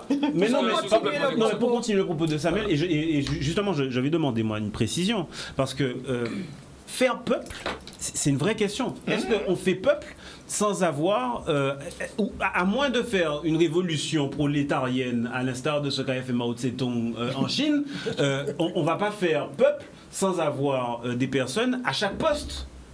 Et ça, c'est une vraie question. Est-ce que... Alors, j'entends le sujet de la ségrégation de classe, de la ségrégation sociale qui peut exister, de la divergence de vue, de la divergence de ressenti. Parce que, évidemment, on ne ressent pas le pays de la même manière. Je suis le premier à le dire. On ne ressent pas le pays de la même manière selon que de l'eau qu'a coulé si couchard, parce que Tolla est houillé et que la pica tombe dans case là, que si, évidemment, on est un Jarisien qui à pignon sur rue et qu'on est organisé autrement. Et évidemment, la question pour moi, c'est est-ce qu'on fait la Guadeloupe? Parce que ça, c'est une question qui est sempiternelle. Et c'est une question qui revient systématiquement. On ne veut pas la régler. Alors, mais on ne veut pas la régler. Mais oui, mais ça me pose question. Tous les discours mais ça me pose question. que j'entends, c'est parce qu'on ne veut pas régler. Il y a des gens qui n'ont pas intérêt à voir justement que cette question-là se règle. Mais oui, okay. mais c'est un vrai sujet. Voilà, c'est un vrai sujet. Et tu vois, quand je disais tout à l'heure qu'il faut qu'on ait les outils, il y a des débats en Guadeloupe qui installent un certain nombre de clivages, mais ça devient un fonds de commerce à terme. C'est ça qu'il faut déconstruire. Moi, je vais parler de choses concrètes. On a par exemple, il y a le 20e congrès qui arrive des élus. C'est quoi ça? Le 20e congrès où les élus se rassemblent pour faire. Voilà. Ce serait peut-être l'occasion pour moi, un congrès. Je vais vous dire ça simplement, je vais peut-être surprendre. Mais il y a des personnes en Guadeloupe qui ont déjà fait. C'est pas maintenant qu'on va prendre les. Non, non. Une petite page de publicité. Donc après. Bon, mais on va savoir si je reviens. Parce que... Oui, oui. D'accord. Oui. Ok. Oui, oui, on va revenir avec Samuel tout à l'heure et puis on va poursuivre avec vous, puisqu'il nous faut marquer une pause de publicité. Voilà.